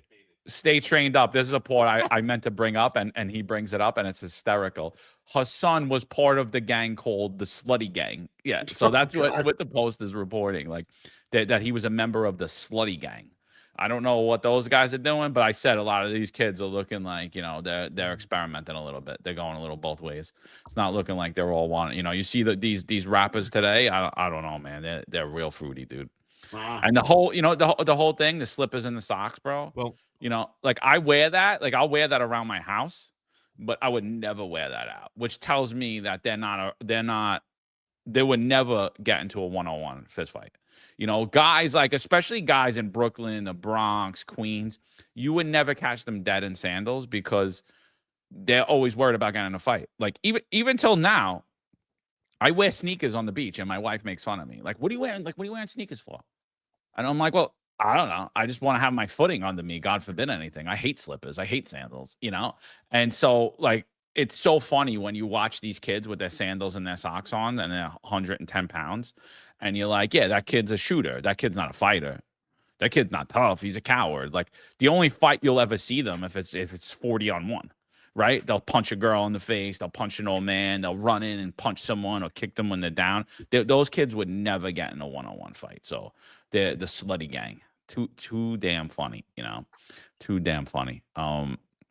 But yeah, before we go any further, I think we just got to do a little word from our sponsors. Where are we? Oh, I'm missing stuff. Sorry, my My second screen isn't working today, so I'm not seeing a lot of your comments. So I apologize if I haven't brought any of them up. We'll obviously always get to the super chats at the end, but thanks for holding tight. That's how I made a lot of gun collars, John. You always work your way from the shoes to the head and look for the kids with their shoes tied. If they had their shoes tied, it was always the start of an observation. These kids don't wear shoes anymore, though. No, well, there was a lot of run-ins in the Bronx, so some of them wear sandals with socks on. But when someone's really going out and they're doing a shooting, their shoes are tied. They're tied very tight, actually. Not the videos that I've seen recently. They got sandals and socks on, running, doing the shootings. Even the video with him, he's got sandals and socks on. No, I seen that too. But or the Uggs boots. Oh, the Ugg boots, those things, dude. A lot of times you want to get a gun collar, you would look for kids with their shoes tied. I get it. Some of them are wearing the sandals. No, they're not fighting in sandals, but either in jail, right? They're putting their sneakers on. Yeah. So, all right, it's time for a message from our partners over at Kalshi. What the hell's going on? All right. We make predictions every single day about pop culture, the economy, and the biggest stories making headlines. Kalshi is America's #1 predictions market platform. It lets you trade those predictions in a live market. Will the U.S. and Iran agree to a nuclear deal before March 1st, 2027? Right now, the United States and Iran agreeing to a nuclear deal before March 1st, 2027 is currently trading at 29%, meaning a $100 trade would pay out $294. On Kalshi, you're trading against peers in a live market, meaning there's no house. And as the probability changes, you can buy in and out of your position. For a limited time, download the Kalshi app and use code FINEST to get up to $500 in bonus credits when you trade $25. You could also scan our QR code with the camera on your phone, and it'll bring you right to our code and right in to gain access to the up to $500 in bonus. KALSHI, Kalshi. Trade on anything. 18 plus only. Restrictions and eligibility requirements apply. Event contract trading involves risk and may not be suitable for all investors. Prices, values, and available markets may differ from those mentioned. For more information, see kalshi.com/regulatory. What do you think? What do you guys think about that real quick? Do we get a nuclear deal with Iran? It's funny you say that because Trump's all over the place, man. It's like one day I hear him say, we're going to strike. The next day, we're not doing anything. The next day, we're going to strike. And it really is disappointing because America really does love war. Every time we're involved in some type of conflict, it lasts a decade. We have been at war forever. So will they come to some type of nuclear deal? Maybe after 10 years. I don't know. Because it seems to me every generation – there's a war. America loves war, and it always takes a decade. I've had people talk to me and say, oh, this is going to be over in a couple of weeks. I said, not at all. Once the boots hit the ground, this is going to go on for a decade. And it's really upsetting. Yeah, eventually there will be a nuclear agreement. I do think so. I'll put my money on that bet. I disagree. I think he does that to manipulate the oil market to keep the price of oil down. Because if the price of oil were to go to, say, 150 a barrel, the economy would implode.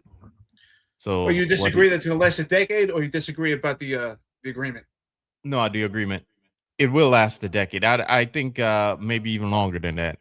But the question is how real the war is first, and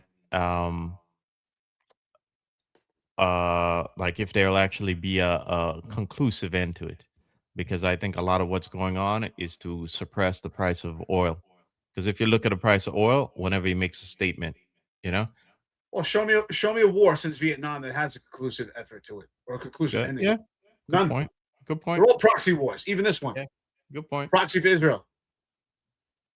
Can't argue with that. Yeah. Yeah, I don't know. So my favorite quote, though, my favorite Jennifer Lackard quote is reform to policing can only occur when there is a transformational shift in the culture and values of the organization. Change must be an inside out and bottom up experience. So, and like when I read that, I was like, wow. I was like, who that reminds me of so much? Tanya Meisenholder.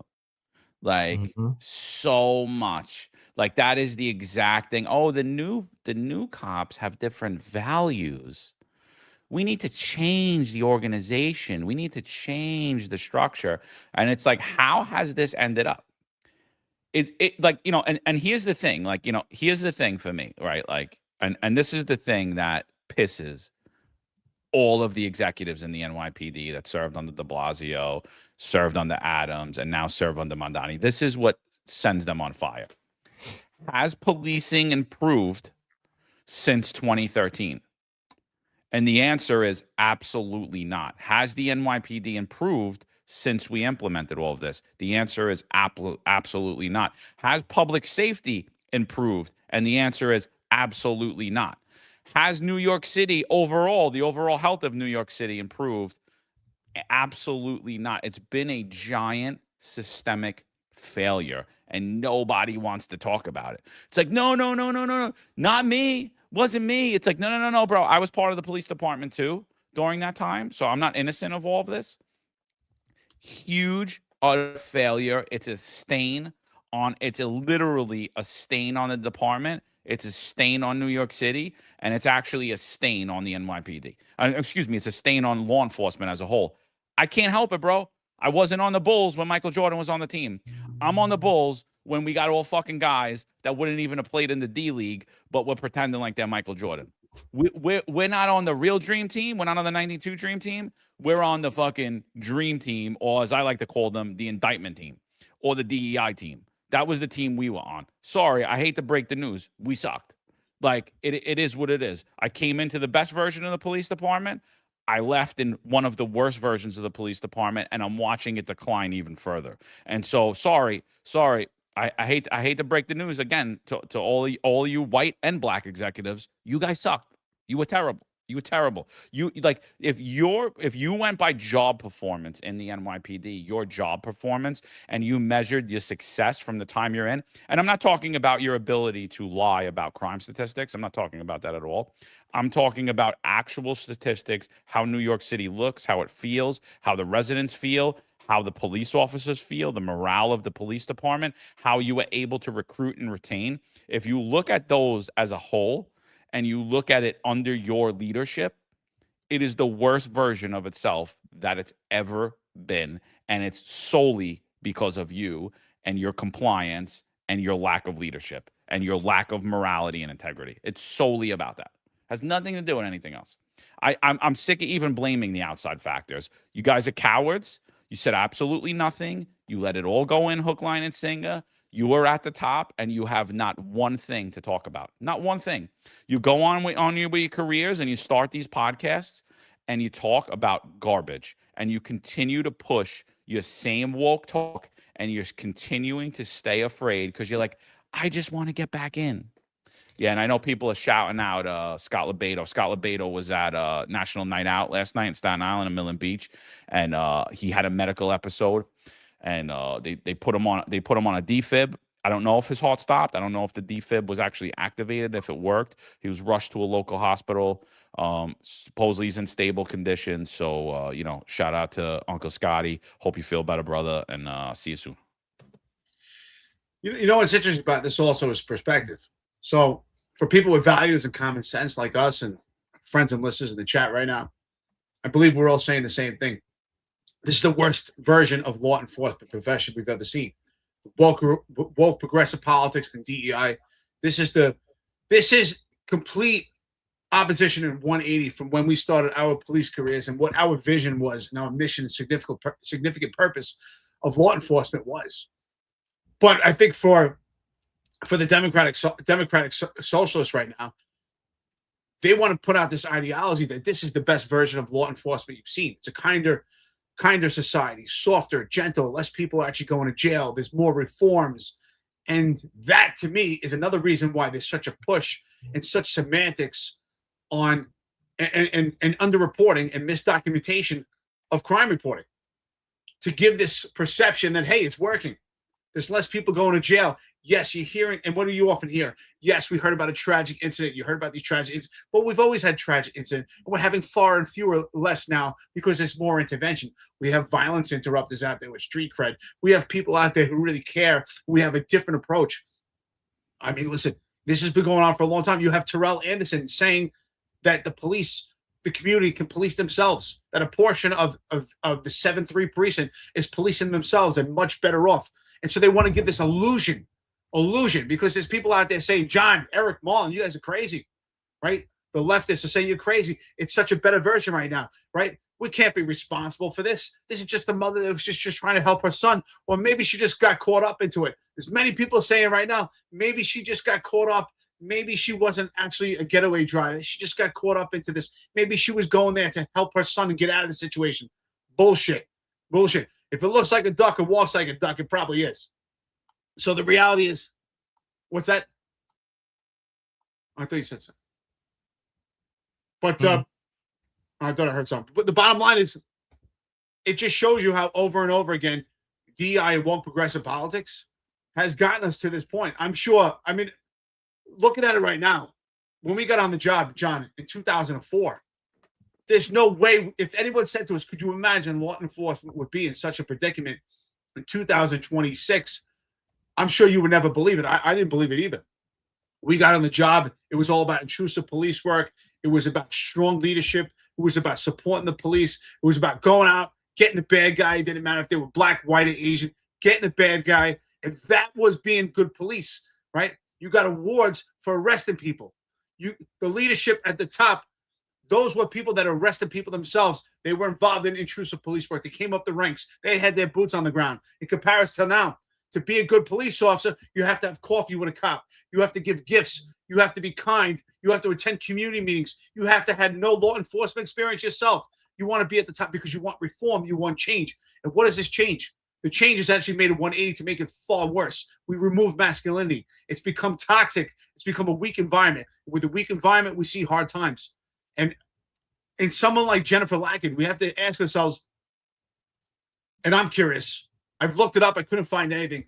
According to all the reports I've looked, she's never been arrested before. She has no priors. But to be engaged in something like this, what has she been involved in her life? What type of suspicious things has she, or suspicious behavior has she had? I find it hard to believe. You know, that's why I would love to have a conversation with Benjamin Gurley or Ernie Morales or any of these upper management that have been in relations or had a friendship or relationship with Jennifer Lackard. Did you ever see these signs? Did anything appear to be suspicious to you? Because I find it hard to believe that someone just wakes up one day and becomes a getaway driver. That's a pretty big leap to never be involved in any alleged activity, but then become a getaway driver involved in a shooting. That is a huge leap. Yeah, I mean, look what's occurring in law enforcement. You know, like we should call. I want to call this segment the good guy segment. Good guy, Mal. Good guy, great guy, great guy, good guy, great guy, great guy.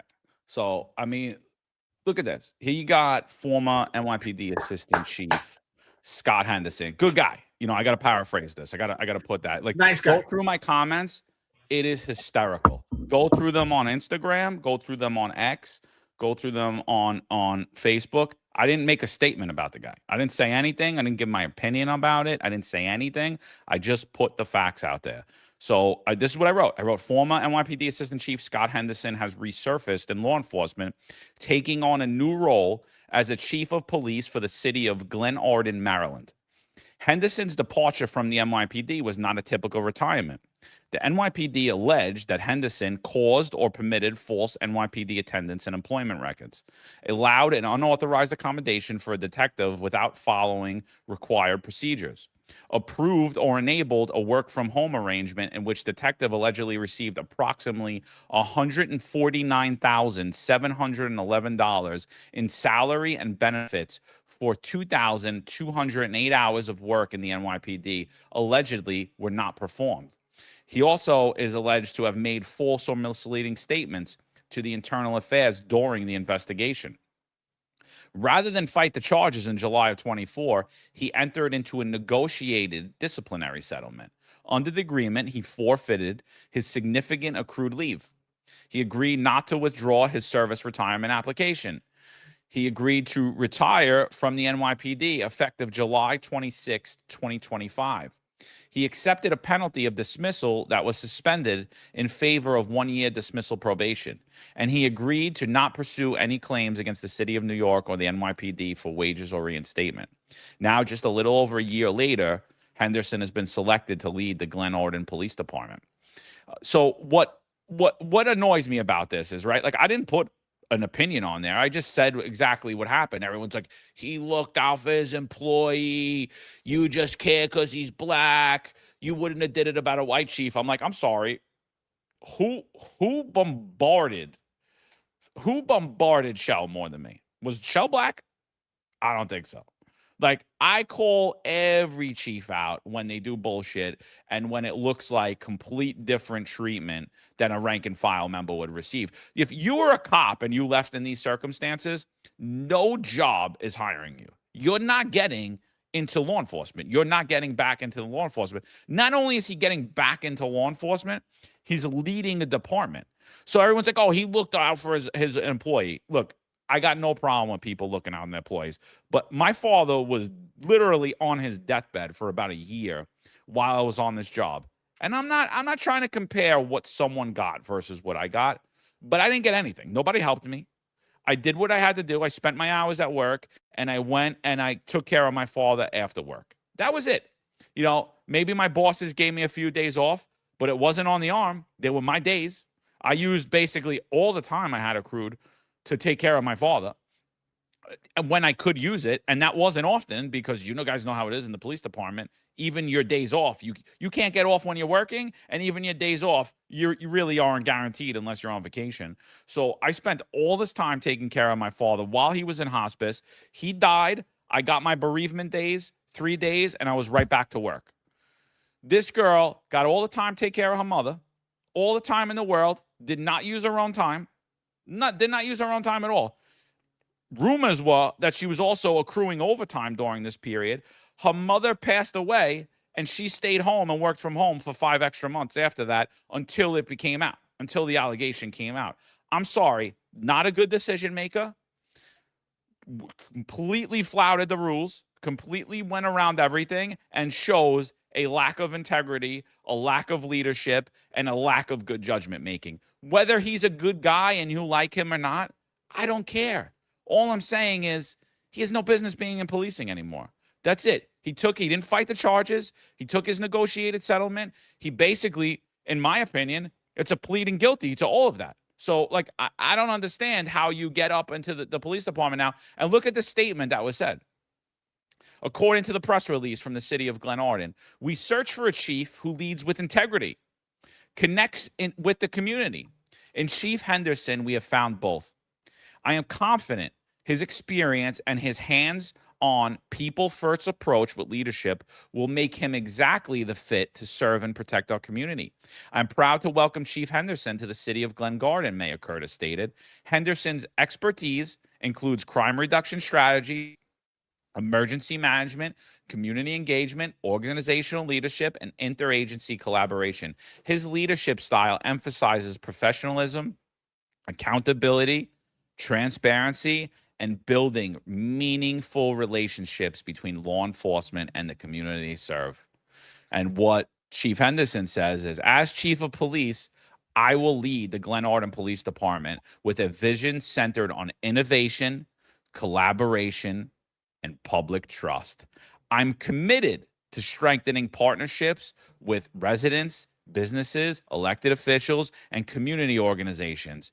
I will also prioritize employee development, officer wellness, and modern policing strategies to ensure every resident feels safe and respected, Chief Henderson said. So, you know what the problem was with the NYPD? What I took from his statement is that, oh, they didn't have modern strategies to deal with their employees. I was implementing a modern strategy. Yeah, Chief, do you think I was... You think I should have stayed home for 5 months after my father passed? I probably should have and slept.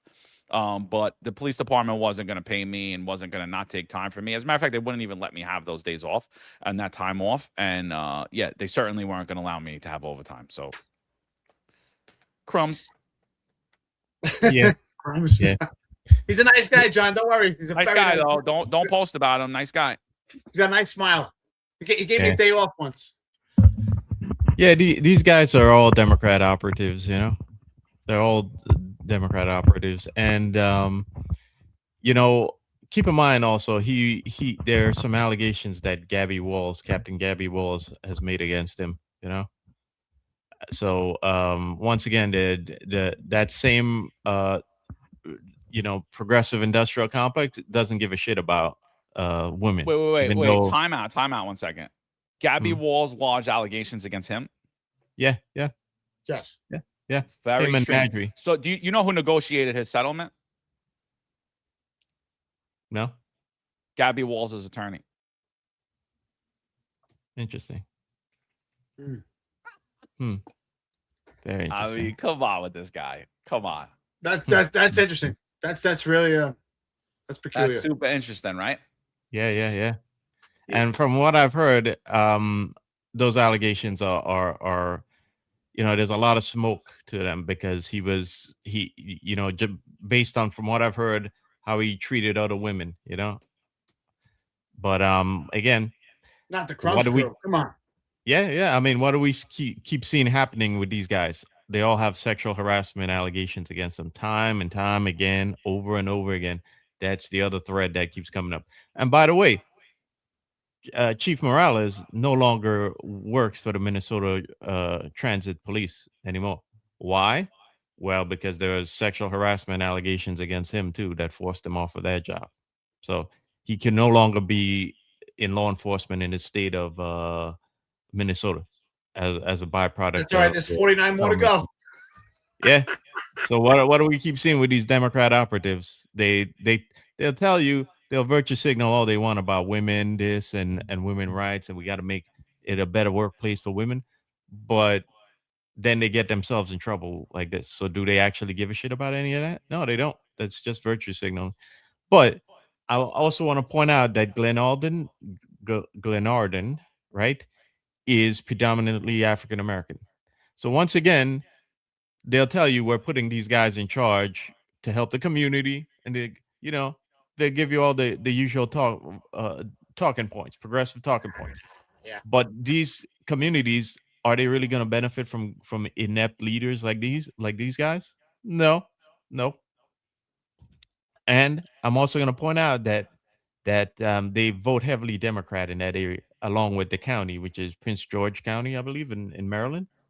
And keep in mind also that the Maryland itself is another one of these blue states that have a questionable future ahead of them because they're also in debt, like New York, like San Francisco, like California. All these blue states are in fiscal trouble, and I don't know what kind of future they have because they're all losing people. They're all hemorrhaging people because all the people who are, who are not in the law information bubble see things like this and they say, I think I need to get the hell out of here before my town gets burnt down like Minneapolis. Yeah. You know what's interesting about this? Now, I'm not sour grapes, but let's be honest. Let's make a comparison here. Talk about metric and measure. Talk about comparison standards in DEI. I left the police department as the most complained cop. So if you look at my 50A, it looks atrocious, right? Because all the civilian complaints are there. Even the ones that were substantiated, but I actually took to trial and was found not guilty, it doesn't reflect that as well.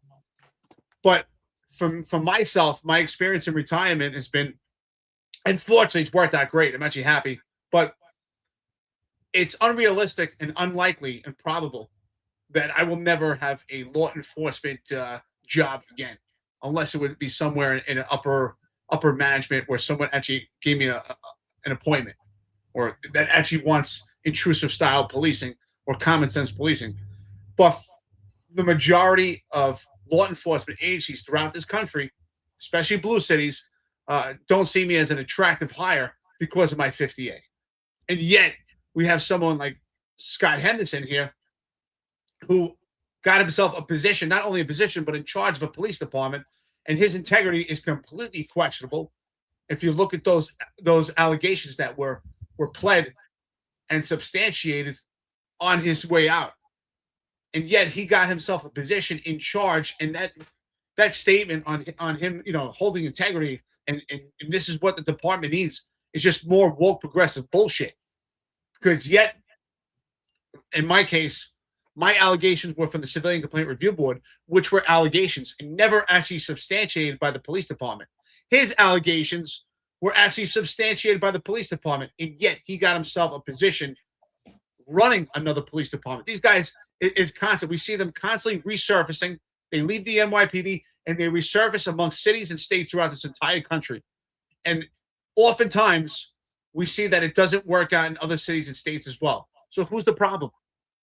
Is it the agency, or are these guys part of the problem because they're part of woke progressive politics? They're part of DEI. They lack standards, and these guys are just completely weak and inept and should not be part of the law enforcement profession. But they keep surfacing in different cities and states throughout this country. It's absolutely despicable.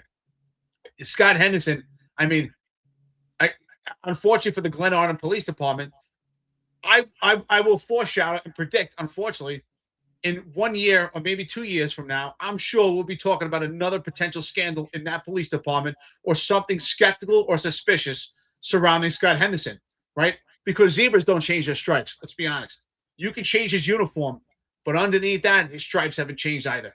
He's still the same person he was before. He's still part of that Crumbs crew. He's still part of Madry Circle. So I don't believe his stripes changed. So you can put a different uniform on him, but he's still Scott Henderson. Yeah. So I think that department's real small though, right? Like, isn't it like a 7-person department or something? So I don't know that a scandal comes out of that one. So, but I think like he'll use that as a stepping stone for his next big job. Yep. And then when he gets that, I'll predict a scandal like within a year or a little bit over a year after that. It's that small, because it's kind of hard to get the allegation with only 7 people. It's probably like a real tyrannical little small department, So it's gonna be hard. It's gonna be hard to even get the media to know about it. So I think, So he's basically leading he's basically like a sergeant. He's leading he's basically like, I know he's a chief of police, but he's basically like a sergeant. You know what I mean? Like, I'm gonna look up the population. Any sergeant, like not today because you only have 4 cops on patrol, maybe even 3. But in the past, you would at least have like 10, 15 cops working on patrol, and you'd be covering them on patrol. So he's like has less than that to supervise his entire department. So I think that's funny. But look, the other thing is, again, these guys are all have zero integrity. That's the problem. This shit pissed me off yesterday. Like, this really bothers me like a lot. And so all these guys that are out here pretending to be like, oh, I'm a strong supporter of Catholics. Let me tell you something. You all, just like police leadership, are absolutely neutered and have absolutely no balls and want to be part of this world because you are unwilling to speak the truth, my friends. It is disgusting. The NYPD puts out hate crime numbers for July, right? And so you're being told that July was the safest month on record ever. It was the safest month on record ever, but transit crimes through the roof. And hate crimes against Jews are up 53%. I want someone to correlate that for me. I want someone to make that connection, how that is absolutely happening.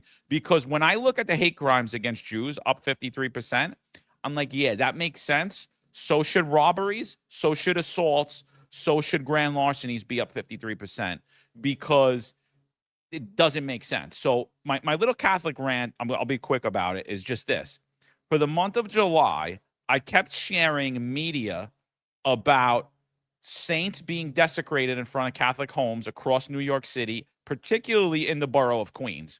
I kept sharing hate crimes against Catholic churches being desecrated, particularly in the borough of Queens, but occurring everywhere else throughout the Bronx and Brooklyn as well as Staten Island and all of the saints as well. Yet when you look at the hate crime numbers for July, there are 0 crimes against Catholic churches, 0 hate crimes against Catholics at all, not even listed on the thing.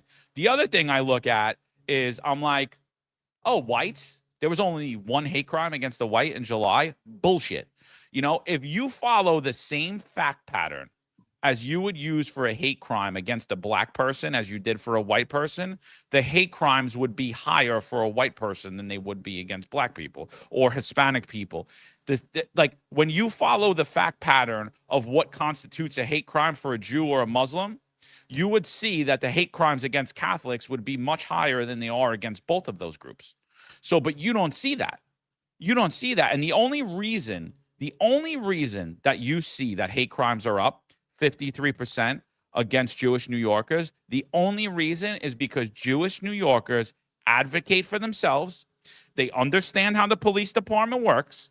And so they make sure that not only is the report taken for those hate crimes, they make sure that it's classified correctly and that it gets prosecuted in the district's attorney's office. So the only reason those numbers are up is because those are the only numbers that the NYPD won't fudge.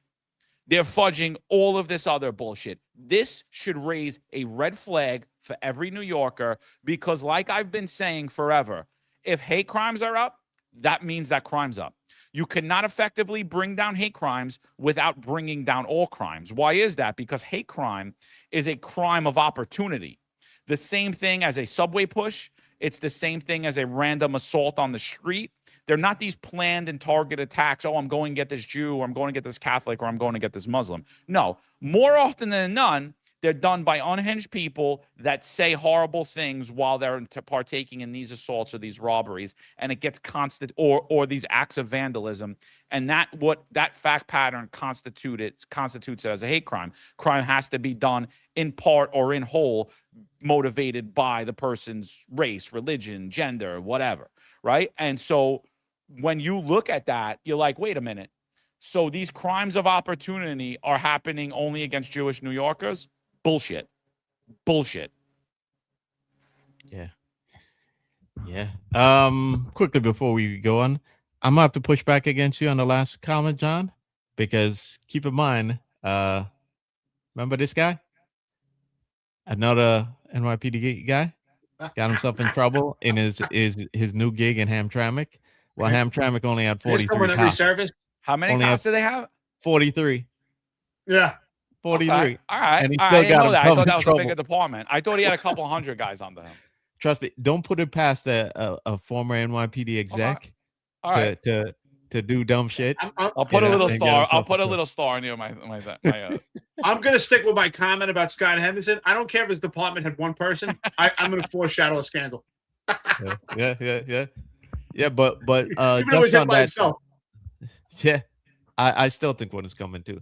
But just on the hate crimes, I think John is absolutely spot on, and we've said it before that if you care about hate crimes, you should care about street crimes.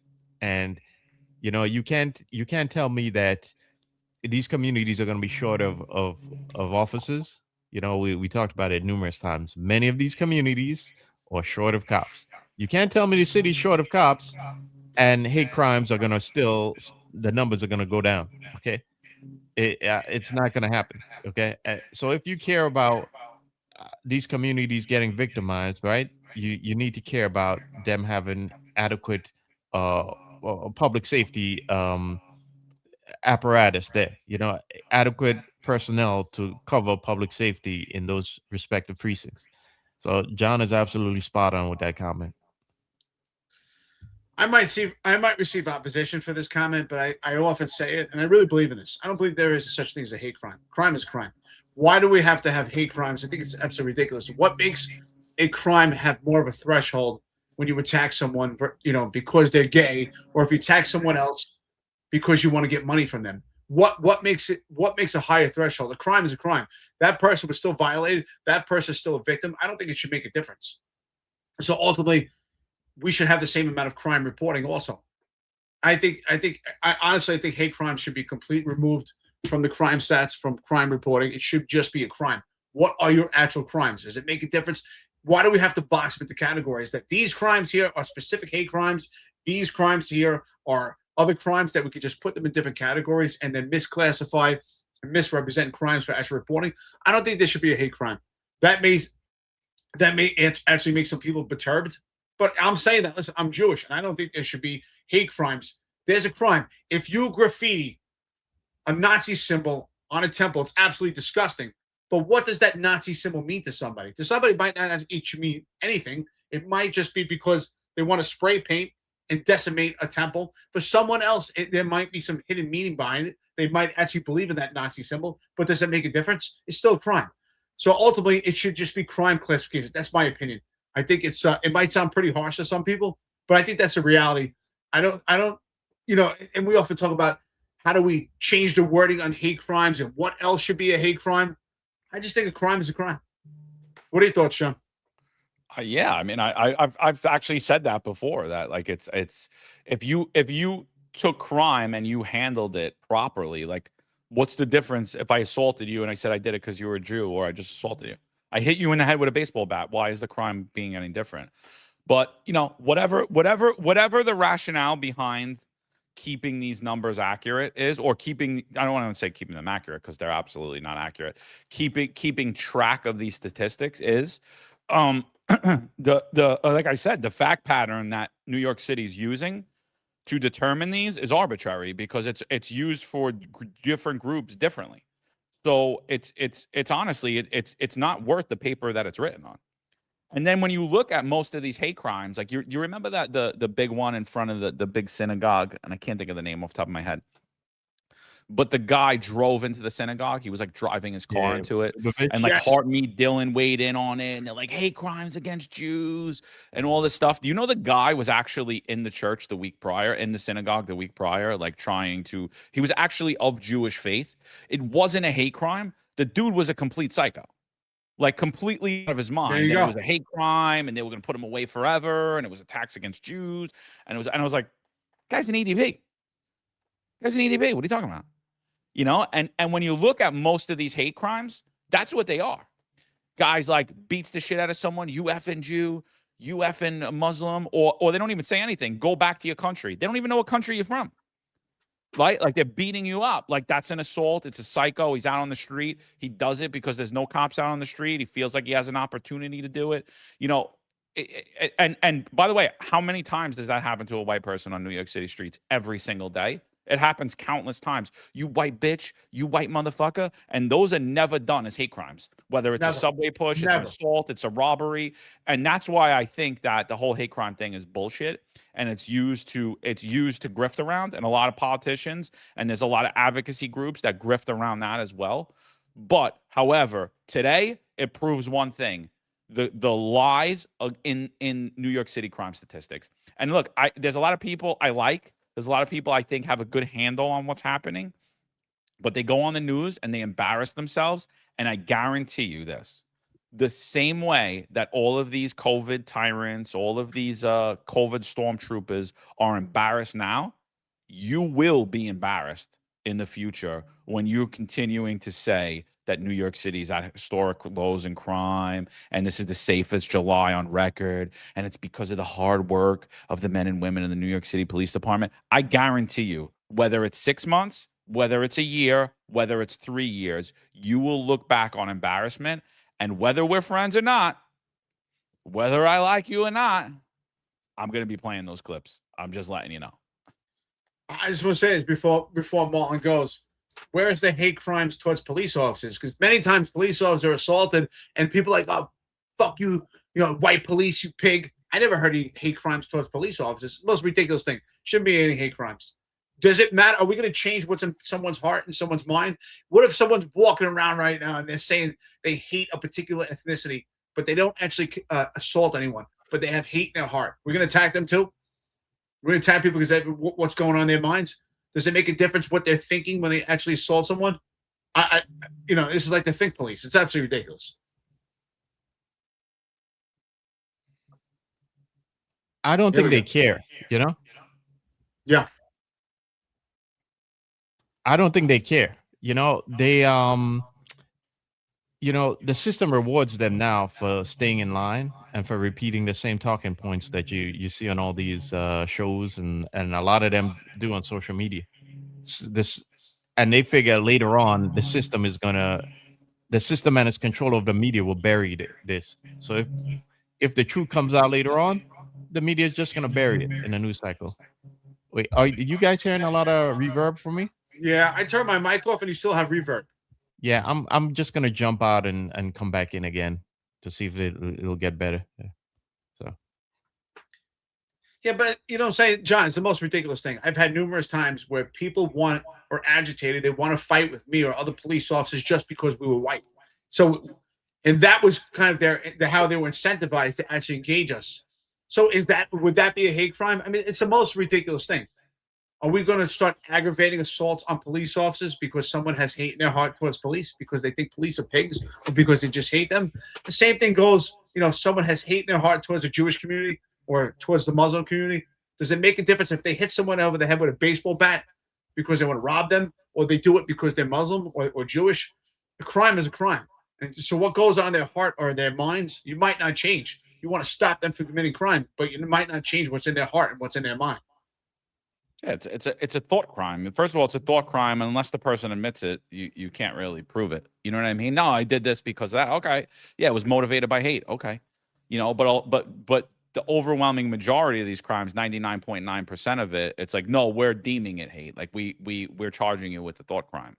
It's like, well, did he really do that, or is he a psycho and he just made a racial slur while he was assaulting or robbing someone or pushing them in front of a train? You know, did he even know where he was? Was he lucid? You know, like there's a lot of things there, you know. So I mean, like I said, it doesn't matter to me because it just shows at the end of the day, it just shows there is clear crime stat manipulation occurring in New York City. And the numbers, like we don't know what crime is actually at in New York City anymore. I could safely say that. I have no idea where crime is at. Like I don't know. I saw 50 kids was shot in the first half of 2026. 50 kids across New York City was shot. And I had people put that into context. I'm like, there's no context that I could put that into, that 50 children are being shot. Like, it's unacceptable. It's an unacceptable standard. Don't tell me it's a city of 8 million people. I don't give a fuck what was occurring in 1980. Doesn't matter to me. Don't tell me crime is down and tell me we're the safest July on record ever and tell me that 50 kids were shot this year in the first 6 months. Don't tell me that because they don't make sense. They don't correlate. Don't tell me hate crimes against Jews are up 56%. And yet we're at the safest month in July ever. How does it make sense? It doesn't make sense. How could you tell me that when subway crimes through the roof, when assaults are through the roof, and then you're going to blame it on, no, don't worry about it because it's only assaults against MTA employees and police officers. Like, are you fucking stupid? Like, does that you think that makes people feel safe? Oh, so they're just beating up the cops and the employees. Oh yeah, I'm probably safe to go down there with my children. I'm probably safe to go ride that train every morning. You know, it's an absolute joke, dude.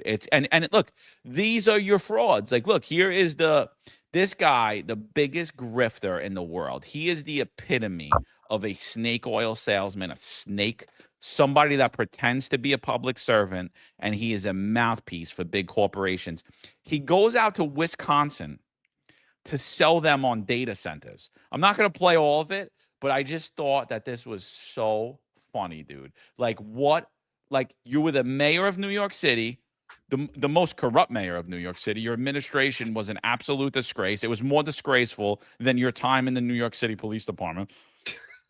The day you leave, the day you leave, you're out hawking a crypto coin saying it's going to fight anti-Semitism. The day it unleashes, you're immediately accused of, and many people around are saying that whole thing was a rug pull or like the equivalent of basically a pump and dump. You move on from that. Then you push and steal. You become an Albanian citizen. No one knows what you're doing. Now you're running cover for data centers, and it's sick. I'm not going to play the whole thing. I just want you to see a clip of him embarrassing himself. But he like literally is pushing these data centers, and he's like, look, we want to answer your questions. We want to answer your concerns, but don't worry about it because regardless of it, you're getting these data centers. So, and that was the same thing he did with COVID. Like, no, I hear you, I respect you, but I don't give a shit. You put in that body, or I'm gonna starve you, and you're gonna die out in the street homeless, and you and your kids are gonna starve. It was the same shit that he did here. Listen to him; it's hysterical. Watch this snake.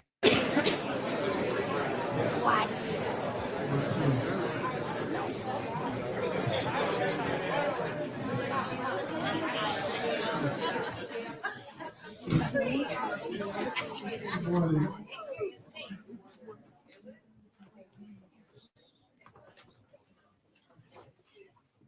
And as I look around the room and see the signs, you clearly have shared your thoughts around the issue. And one of my colleagues sent me a post that says a whole high-profile person is coming to your town. And I said, who's that? Let me tell you something. My name is Eric Adams. I grew up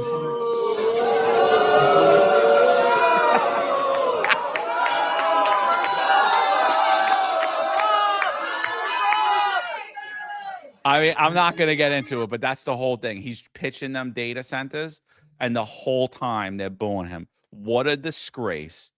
Want to talk about all my haters become my waiters? No, my friend. All my haters become snake oil salesmen, go out and embarrass themselves and don't do anything for $1. Fucking clown you are, bro. You're a disgrace to New York City. You're a disgrace to the New York City Police Department. You're a disgrace to your entire community. Fucking loser. Yeah, if you think about this, think how long ago this might have been planned out, right? Because these data centers weren't just thought of overnight. These data centers were thought a while ago. So they needed a pitch man because people were, of course, going to object to you dropping a large, data center in the middle of their backyard in rural towns, okay? Towns where their electricity rates are now spiking triple-fold, okay? People were always going to object. So think how much this was planned, right? And think of what would have happened had Eric Adams not had all his allegations not come to light. This is why I say, not to toot our own horns, but think if people Google Eric Adams now or Eric Adams NYPD, think how much all the stuff that we keep broadcasting here and keep talking about comes up to help out people in parts of this country that aren't familiar with New York City politics. Now they have a little more information about how much of a sleazeball this dude is, and how much they should be wary of whatever he's telling them.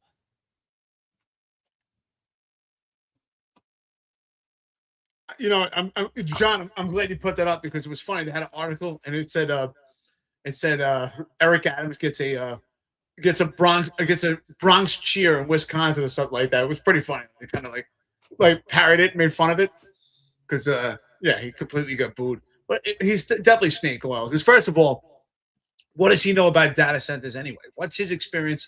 What's his background? He barely knew what it was to be a cop. He barely knew what it was to be a mayor. What does he know about data centers? I mean, right now, he's going to get a lot of opposition for that. And what kind of questions could he answer anyway? Because these rural communities throughout this country right now are really pushing back on these data centers. Because yes, it's going to spike their electrician rates. And somewhere where they put in some places where they put these data centers, like in the desert, where they don't have much water anyway, these things are going to pump tons and tons of water. So what does he know exactly about data centers? But he's always pushing the next buck. It's always about a private contract. So I'd like to know what type of contract he has with these data centers and what are they paying him. So Jack Greco puts a pump and dump. Yeah, absolutely. But Eric Adams, man, what I just tell you, just about Scott Henderson, Jeffrey Madry, John Schell, all these people, zebras don't change their stripes, and neither does Eric Adams. You could call Eric Adams mayor, former cop, or snake oil salesman. It's still the same guy. He hasn't changed. So zebras don't change their stripes. That's the reality. Some people change, but people like Eric Adams from the core, that's who they are. Always searching for the next buck. They don't care what it was. If right now he had to pitch some bad meat from McDonald's, he would pitch it. It doesn't matter what it is. He'll pitch it. If it has $1 attached to it, Eric Adams is right behind it. And people see right through his bullshit. Yeah, right? Mm-hmm. Oh, sorry. I was just going to say that. I got to push back a little bit on that, in that everything he's pushing are all related. He's pushing crypto, related to the data centers, related to the AI. It's all connected to the same people that were behind him, like Brock Pierce. Brock Pierce is tied. It happens to be connected, but if I was to call Eric Adams right now and say, I'll give you $100,000 to run a 3-card Monty scam right in front of the Canal Street, he'd be in front of Canal Street running a 3-card Monty scam. He's a fucking snake loser, skell. And all his friends were skells, and they embarrassed New York City, and they embarrassed the New York City Police Department, and they embarrassed the black community, and they embarrassed their faiths too. And everyone associated with them, you should be fucking embarrassed. And if you're not, shame on you. Guy's a loser. Snake. What about loser. the Albanian contract, Marlon? Do you think that's connected? Yeah, it is. It's money. Yeah. And I agree with John, though. I don't think it has to be connected. I think he'll take any opportunity, but it just happens to be this entire economic wheel. They are all connected when it comes to, especially when it comes to crypto. Crypto, I think, is at the height. He's a fucking puppet. He's got his asshole. Like, he's like, oh, use me. Just give me some money. What was the going rate for contracts in New York City? It was like $120,000 for multi-million-dollar contracts. These guys are skells, bro. They're not even good white-collar criminals. They're like legit skells. Oh, we're going to sell promotions. Like, you fucking skells. Like, you John, took tell us how you really street feel. hustlers, and they took street hustlers and they try to be white-collar criminals, and all we got was just street hustlers. You know, it's unbelievable, dude. Speaking of booze, New York City Mayor Zohran Mamdani showed up on Staten Island yesterday for National Night Out, and the Italian community, along with Scott Lebedo, gave him a strong round of applause.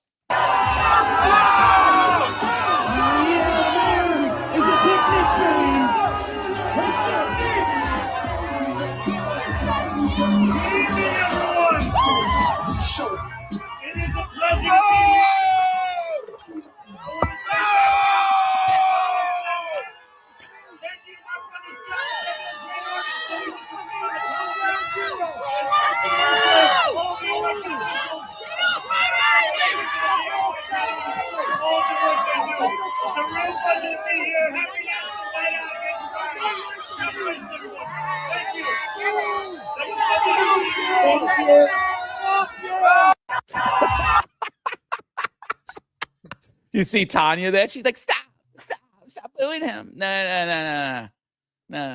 Welcome to Staten Island, honey. Welcome to the First Amendment, baby. Yeah. Yeah. Yeah. Very interesting. Huh. Yeah. Yeah, Special Hagen's talking about Eric Adams. She says he was speaking to them like they were inmates, trying to tell them how they can engage him. He was poorly prepared. He can't even speak substantively about data centers. I mean, I don't know why anyone's hiring this guy as a salesman at all. Like pitching steel, pitching data centers, pitching crypto. Last guy I'm picking to pitch anything. Most untrustworthy person ever. I'm like, come on, dude. Yeah, but like, they might be like thinking that whole New York City token. I might have even like looked at it if it wasn't him. When he was the face of it, I was like, yeah, good luck. I actually posted about it that morning. I was like, anyone that gets involved with that gets everything they deserve. They deserve everything they get, excuse me. And they got everything that they deserved. Like, it's ridiculous, dude. The guy's a complete fraud, you know. But they might be thinking fraud. And I see Marlon Macari in the chat. You know, I see you, bro. You're trying to get our attention so bad. I get it. Your whole network circling the drain. I totally get it. You guys are a bunch of fucking skull losers. And again, like I said, anytime, any place, anywhere. As a matter of fact, I think I'm gonna come down to South Florida and start doing some videos on that pier, right? So make sure you're not there. And if I might want to go to my favorite cafe down there too. So make sure you're not there because I don't want to have to give you a smack. I think I'm down for some chow bakery too, man. I want to sit down, have a nice cappuccino. You know, with a couple of friends of mine, Jack and Jill. You know, we could all go up the hill together. So yeah, I'm down for it. You know, but at the same time, we're talking about Eric Adams. I think some of the people are like, you know what, this guy is total scum, but he knows how to make $1, and that's why they might actually listen to his bullshit because this guy, he's always attached to money. He's always finds his way to make money. And there are skells out there who will be like, you know what? I know this guy's a piece of shit, but I want money too. So I think there's plenty of people who jump on it. Yeah. I mean, you guys see the connection between how much law enforcement is in politics now. It's crazy, but I'm glad the people of Wisconsin see through his bullshit. Yeah, I think that there's just been so much national notoriety about the stuff happening in New York City that I think the people in Wisconsin, even though they're thousands of miles away from New York, know that this guy is shady. You know, and just about Tanya showing up with Mamdani, like, what's that about? You know, how is that allowed? You know what? I think my RV's due for a trip. Marlon Macari says we can do it, little guy. So you know what, Marlon? I'll pick you up. John, I'll pick you up on the way. I think we need to take a little trip in my RV and go down and have some chow bakery, sit down, have a good time over there. Who's paying for the cafecitos? Us or the trust fund, baby? Because we know the other motherfucker got no money. So who's paying? We already bought them a lot of coffee. I'll buy the trust fund. I'll buy you guys. All right. fucking clowns. You know, Jack has a job. He'll buy it. Yeah, sick. Maybe Eric Slanders could pay. Yeah, so I mean, look, there was just a lot there. We learned a lot today, right? We learned a lot. We covered a lot of the topics we always cover.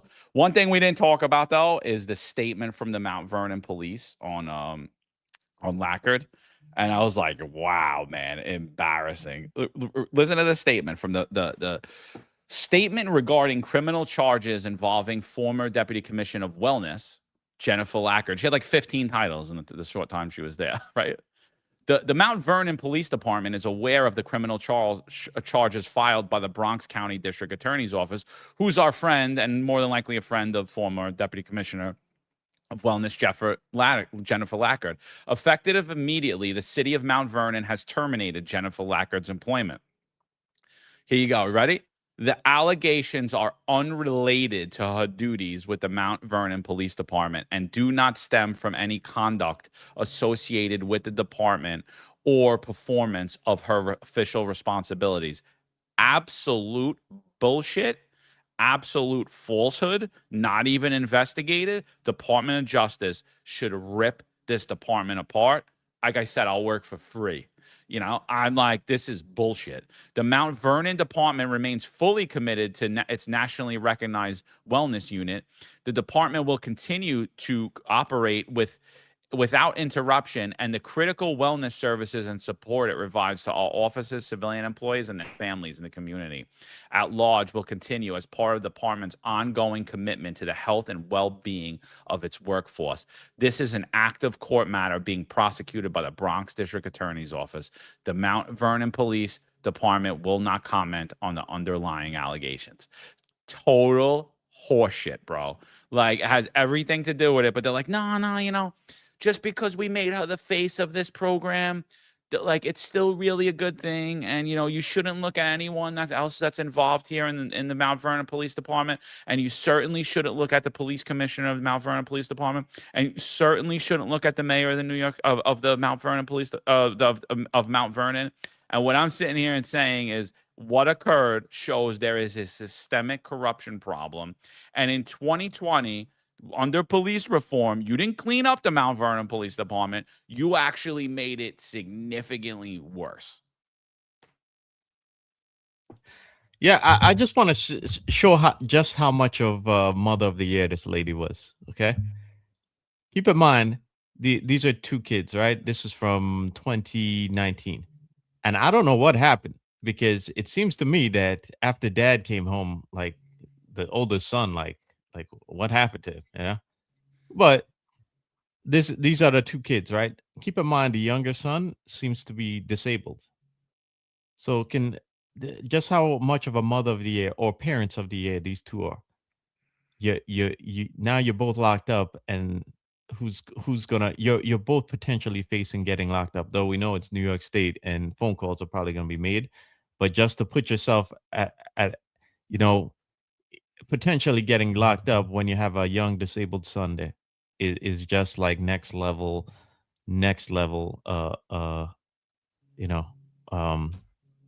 shit. You know what, Marlon? I think we have it all wrong. She wasn't a getaway driver. She was just going to drive him to the precinct. That's what it was. She really just wanted to help out. After he did the shooting, she was going to drive him to a local 4-4 precinct and make sure that he was taken care of. I'm sure she had good intentions there. I think this is all misunderstood. But I used to love that defense, man. But I was just driving to turn the gun in. Like, oh yeah. It was, remember they had remember in the patrol guide you had amnesty. You could drive a gun or you could drive drugs to a precinct. That's what she was just going to bring him to a local precinct. That's all. Yeah. There's something, but I agree with Marlon. There's something shady that's going to go on with the Bronx DA.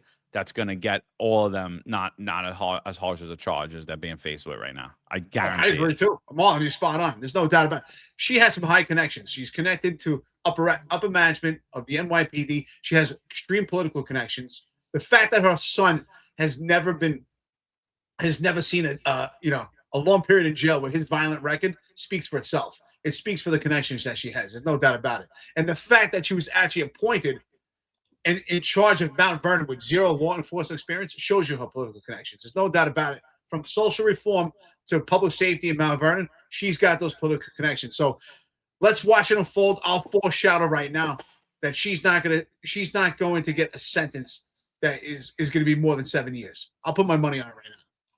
Well, Hunter is actually asking a good question for once. Congratulations, Hunter. He says, isn't she charged with a federal crime?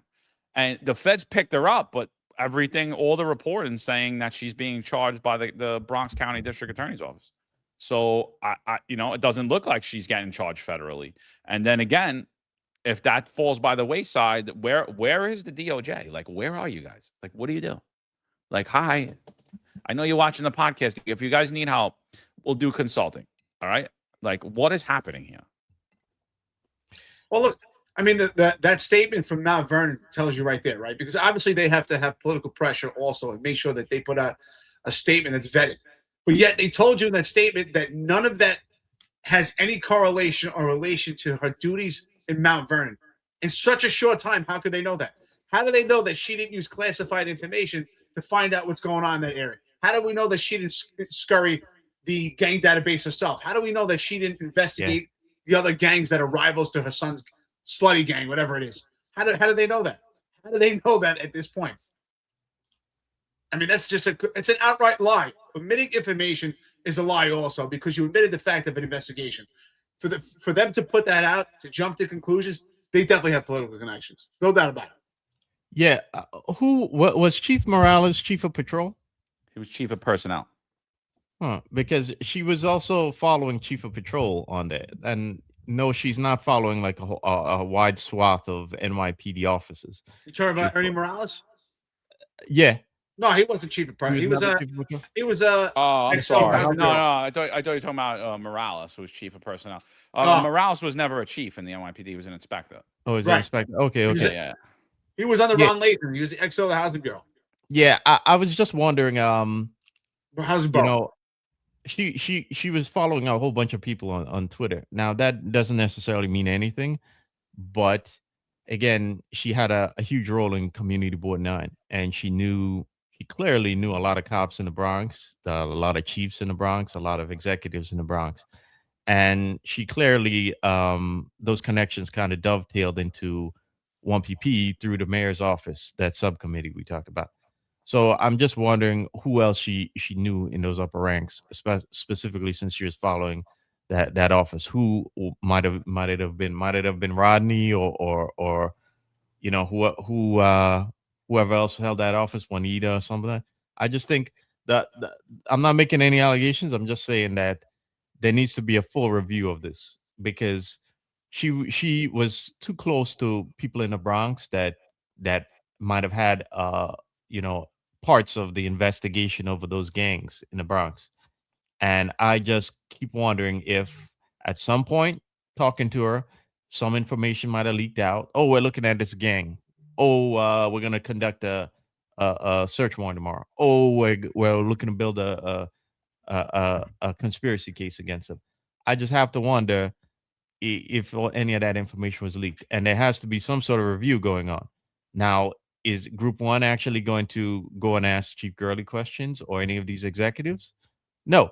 So are we just going to let this go by the wayside and perhaps potentially repeat this mistake later on with somebody else who happens to be connected to perps and whose background we didn't properly vet? Well, Marlon, you already read the FOIA request that John submitted for our case, and you read it. No, there's going to be no investigation. We saw how former Chief Iglesias just did his informal interviews in a hallway. I'm sure the same thing will happen in this case. There needs to be a full-out internal investigation on what the connections are of the upper management and Jennifer Lackard, and what type of information was actually provided to Jennifer Lackard. There's no doubt in my mind. I'm going to put my money on it right now. I highly doubt that there wasn't classified information exchanged, because Mount Vernon is the Bronx. And those gangs that are in the Bronx are connected to Mount Vernon, especially on the border there at the 4-7 precinct. The 4-7 precinct, Mount Vernon might as well be in the 4-7 precinct, because their gangs stem in both locations. And I know a lot about it. Worked at PSA 7, correlated with guys in PSA 8. So, as I said before, Mount Vernon might as well be the Bronx. It is an extension of the Bronx. So there's no doubt about she was having information exchanged with Benjamin Gurley or whoever at the upper management. There's no doubt about it. And that's why I think there has to be a full investigation. There's no way the detectives involved in this did not index this kid's location and look into who lives there and what their relation to this kid. There's no way. And there's no way if they did that, they didn't dig into the mom and find out, hey, this dad is doing a bid right now, and the mom and the dad's relationship to what the mom did for work is very sketchy, you know? And there's just, I cannot see the detectives involved in this case not looking into any of this, right? And if they did look into it, I can't see them not going to a supervisor and being like, look, this might be an issue here. You know, she might have access to police resources in Mount Vernon. She might have access to a radio, which means he might have access to a radio, you know, or even access to safety net. Okay. How do we know that she didn't get somebody to run safety net and say, oh shit, they're looking at me? You know, there's a million questions to be asked there. And if I was a detective involved in that, I would be pissed. I would be livid, especially if you had like a warrant, you executed a warrant and maybe somebody wasn't there and things just don't make sense. Like you had intel saying one thing, and then when you went to act on the intel, it didn't turn out that way. And you're wondering, how the hell did this? You know, we had intel the night before. You know, how we were going to do a search warrant. Now the whole warehouse is cleared out. Yep. Like, how'd that happen? Yeah. I would like to know, and I would like to know, seriously, with a major case within the NYPD, especially doing gang takedowns, I find it highly unlikely that her name didn't come up on a wire. I find it highly unlikely that her name didn't come up, because her being a getaway driver now, as I said before, is a big leap. So throughout gang investigations, I would find it highly probable that her name came up on a wire. And I'm curious what type of information, if any, actually was formatted in that. Or at least the CI said something like, oh, we got info from, you know, a high rank in Mount Vernon or whatever. So, like, there was probably numerous, and that's why Mount Vernon wants to put this to bed. There were like 3 questions immediately that I was like, was she in her department car?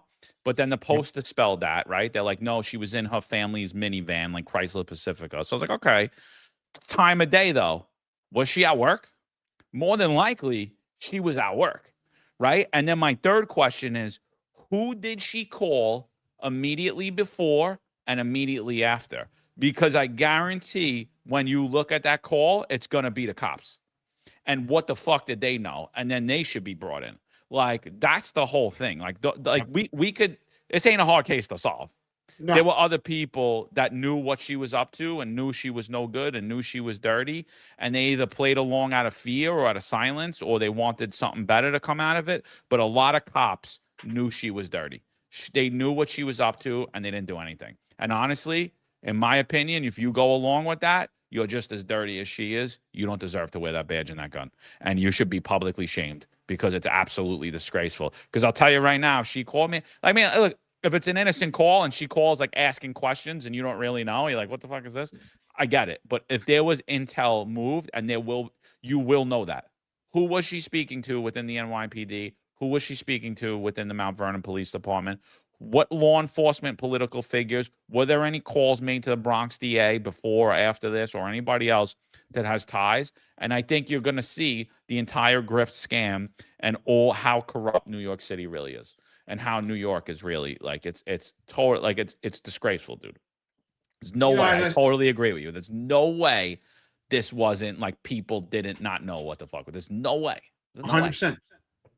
That's why I don't know. But I would put my money. That she spoke to the 4-4 commanding officer that day or a day prior. I would put my money. If anyone she spoke to, it's the 4-4 precinct CO or someone at the 4-4 precinct that knows patrol manpower. It's highly likely to me that she had that conversation. She's there by Bronx criminal court. It would be very easy or cavalier conversation for her to just say, hey, what's going on? I got an issue at Bronx criminal court. I'll be nearby. It's very... Again, this is just speculating. I don't know, but I would put my money on it. Yeah, even if somebody inadvertently told us something, she'd call them and be like, "Hey, what happened over there at the court?" Yep. And you inadvertently told her. This has to be reviewed, because we need to develop best practices from this incident to not, not repeat it. We have to see where along the lines we screwed up that need to be plugged, so that people who shouldn't be in these positions or shouldn't have this sort of access, right? Now, this sort of access, I'm meaning, again, she was very tight with him as a result of being on a commute board and being involved in all these organizations. Okay, that there needs to be a review on this, so that we get takeaways that can be passed on to other executives to be like, hey, listen, be mindful of this because of this incident. And if you're not, if the job isn't doing it, you're doing a disservice to cops, because let's remember, her kid drew on cops, okay, in 2024, and the kid was shot by NYPD. So again, the best way to respect cops, and I've said this before, the best way to respect cops, and especially those cops who've lost their lives in the line of duty, is to make sure we do our best to prevent incidents from like that from happening again. So if this perp might have gotten information through her about the job, about policing, about where cops would be and whatnot, it needs to be prevented from happening again. Because God knows, if that incident had gone sideways, those cops might have been killed themselves or shot. So if the job isn't going to do anything about this, you can't tell me you actually give a shit about cops, okay? Because you don't. We need a calci bet. What's the probability that Jennifer Lackard was caught on a wire, or her name was mentioned on a wire? I would put my money on it. If I was a betting man, if it was a calci bet, I would say yes. Well, Billy brings up a good point too. He says, what's the under over that her phone was bugged and the feds bring down some other officers there? I mean, that's good too. How they solve it so quickly. You know what I mean? Like, that's what we don't know. Like, did they capture that on video? Was there witness ID? Like, how they pin her and the husband in the car so quickly? Like, it's one thing to know the kid did it, but how they pin her and the husband in the car? Like, what type of work was done there? So it's very possible. And again, Mount Vernon's been completely riddled with corruption even way before her, and now, so and I think during her as well. So I think these are all good questions. They're all things I'd like to know, and again, I think we're just going to continue to get more and more examples of this. And again, just on the Bronx DA's office, remember what they did with the CO. They had that allegation of rape, of attempted rape, and they sat on it for a long time. Nothing happened to the guy. He wasn't modified. He wasn't anything. And then when the victim's attorney made a stink about what was happening, like, what the hell's going on here? This guy's still a cop. He's full duty. My client says he raped her. The Bronx DA indicts him, arrests him, and NYPD immediately terminates him. And I'm talking about Inspector Jeremy Shublin. And I believe that was out of the 4-6 or the 4-9. I don't remember the exact command, but that was 4-6. And so, like, you got to sit there and say, what's going on with the Bronx DA? Obviously there's some connections there between the department and the DA's office. And again, if you look at it outside, if you look at it from like a third party, you're like, they don't work together. They're not partners. But yet every press conference, they're like, oh, these are our partners. These are our partners. And then you notice that they're all hanging out together and they all got the same friends and they were all part of the same grift. And you're like, oh, they're partners. They're just not partners on the job. They're partners in crime. Don't worry. Stay tuned. There's a special podcast with a special attorney who's going to paint Jennifer Lackard out to be a victim. And we'll hear about how Jennifer Lackard is just a product of the system and she's been a victim and it's really not her fault. So look forward to that episode. I'm sure that's coming soon. But yeah. No, I'm sorry. No, anyway, listen, I just want to say we're about 2 hours and 45 minutes into it. Like, share, and subscribe. I think this is a great topic. I really appreciate the chat. Huge engagement, my friends and listeners. I really appreciate it. If you're new to the channel, like, share, and subscribe. Stay with us. Always on topic here, talking about what's trending in New York City, NYPD. So thank you to new people in this chat, and let's keep rocking. Yeah. I just wanted to mention that in 2017, the Southern District took down 17 members of this slut gang, and their other associates, which include the larger umbrella, which might have been the big money bosses. I'm just finding out about this. So the feds already took down part of that gang in 2017. So that John brings up a good point, and we won't know. I mean, I don't know when we'll find out if that's the case, but it's very curious. I would say though that I believe, you know, parts of the NYPD were more than likely already looking at that gang, in particular, maybe violence suppression. Well, there's no doubt about it. Money yeah. over blood. These are all blood sets. Yeah. And as I said before, the Mount Vernon might as well be in the Bronx, especially the 4-7, you know, the extreme amount of gang violence with the blood sets that are there. So there's no doubt about it that in the 4-7 precinct, they're doing investigation. And most of those commands in the Bronx have a network and a connection with the feds. I mean, most of the guns that are apprehended in the South Bronx are if it's a solid case, the feds will take those cases. So I'm sure the Northern Bronx is doing it right now. I know when I was there in the South Bronx, if you have a good tight case, a gun case, then those cases are going to the feds. So I'm sure the same thing is going on with the 4-7 precinct also. Yeah. Quick little inside baseball, right? When we used to do search warrants in the 7-7, we used to hold off on letting housing know about our warrants if we had a warrant to execute in housing. So I'm just bringing this up to let you guys know that these leaks do happen. It may be inadvertently or purposely, they do happen. Because we would hold off on notifying housing because we heard from the grapevine that if you let housing know, that word is going to trickle down to your target, your subject. So it does happen, guys. No, dude, it happens from even inside the units too. Those leaks happen, dude. They happen a lot. I know on Staten Island there was, I'm not even gonna get into the names and stuff, but there was a team that it was notorious. They had a girl on that team, and it was notorious. They would go to hit a search warrant. They would keep eyes on the thing, and next morning they would show up, and boom, everything was gone. All the stolen parts, everything, and it was 100% that girl. No one ever looked into it. She was later fired, but there was a lot of dirty shit like that around Staten Island. And it was like, and so I was always hush hush with all my warrants. I never told anybody anything, and I never told anybody CI info, like nobody. Not because I didn't trust you. I could trust Marlon. Like I would trust Marlon, but like I don't know that Marlon's not going to tell Eric, and then Eric's going to tell somebody else, and now it's out there, right? So I was just like, I don't want anyone to know anything. I'm not. I would come out of interviews all the time. People are like, what'd he say? I was like, nothing. Especially the bosses too, because they're the biggest washwomen too, you know, like biggest washwomen. It's like, dude, like you want to play cop, like don't get involved in this now, you know. What was she fired for? Drug use. Nice girl. Heroin. Holy shit.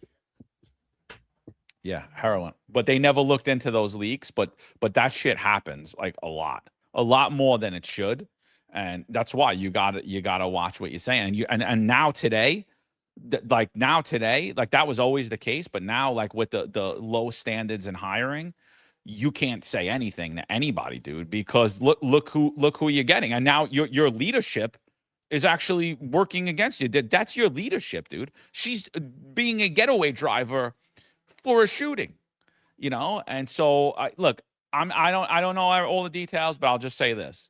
There's a lot more that's going to come out about this. We're going to be doing a follow-up episode on this. Just guarantee that. And like I said, the other thing I want to say is that there needs to be a real look into the Bronx DA's office. There needs to be a real heavy look into that, and probably the Brooklyn DA too. But we'll stick with the Bronx for now. But we will be talking about this again. Mark my words. There's a lot more of the story that's going to come out. Well, I'll foreshadow. She won't do more than 7 years. She'll come out. She'll get a clean slate. Thank you to the clean slate. Doc, yeah, that's good. She'll get a free start. She'll be a violence interrupter. She'll resurface as police reform. She'll find her way back. Eric Dim is coined as the most complained cop. His career is over. You know, CCRBs. But you know, you go out there and you're a getaway driver, you get a second chance at life.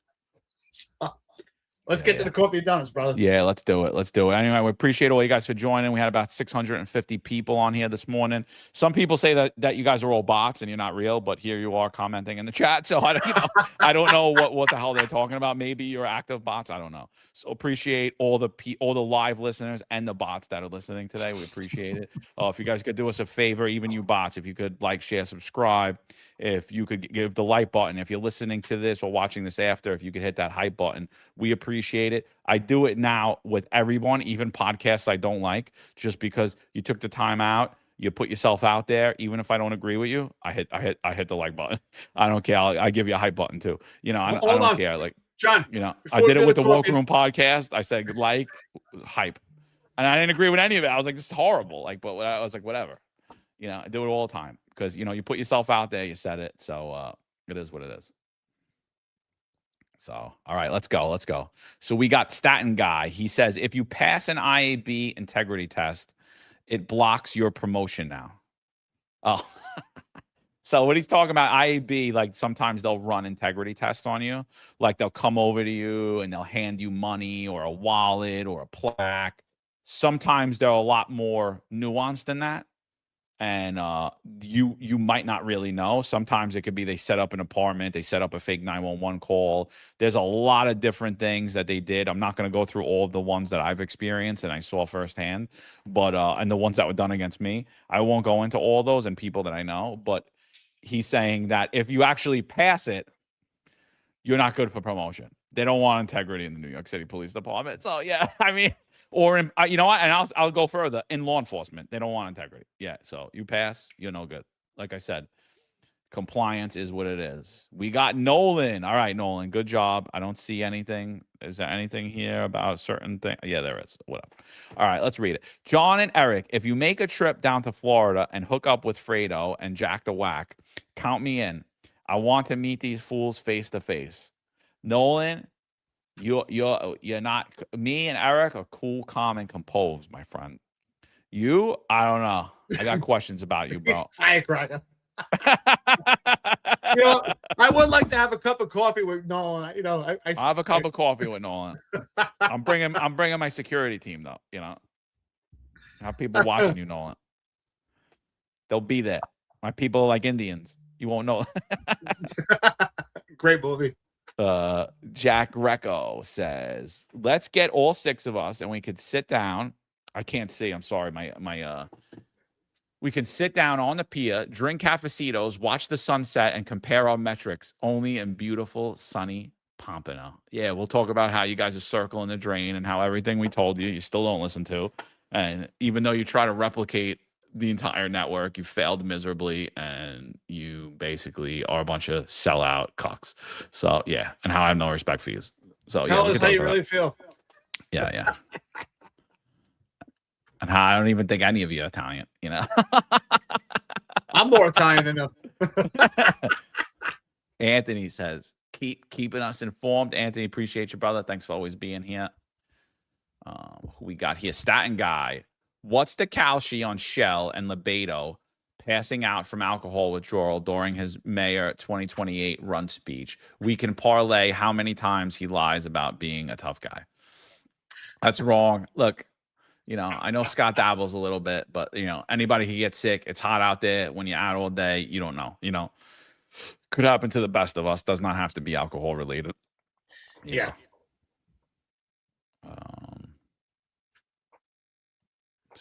Oh, you starred this? Molly, you always confuse me because you star in these things. She was a cop in Staten Island. She knows the people. I think he's talking about Tanya Kinsella.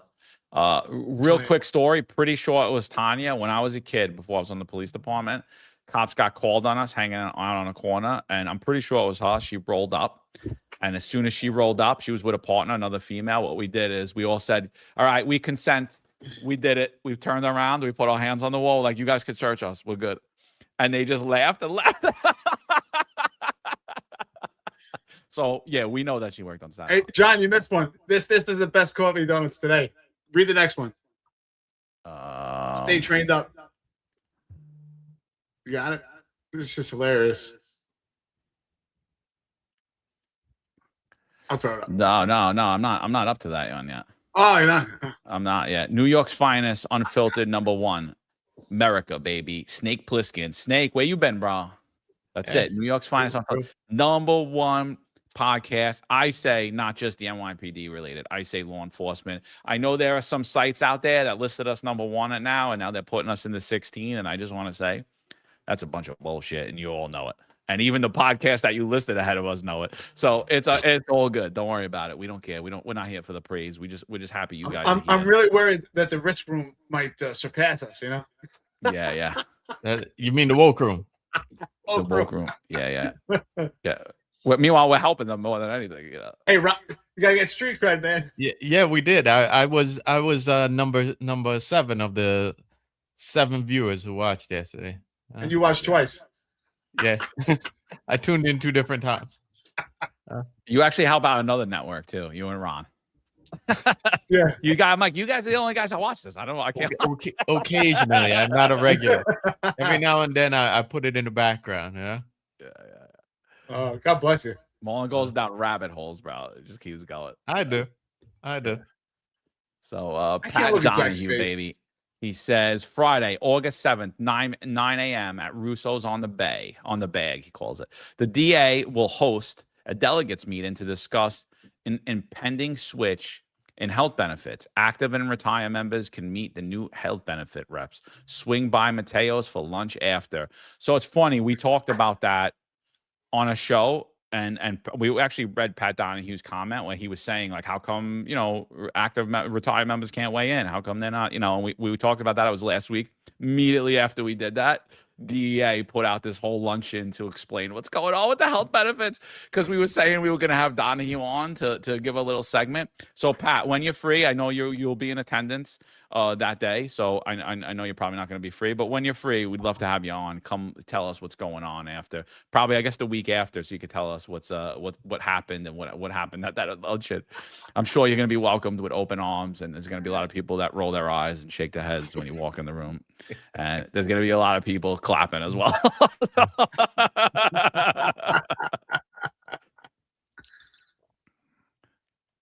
God bless the retired guys who still care. Staten Island guy, 321. Shout out to Marlon. It's funny, but it's not. He was such a good asset to the job. Insightful, competent, seems dependable.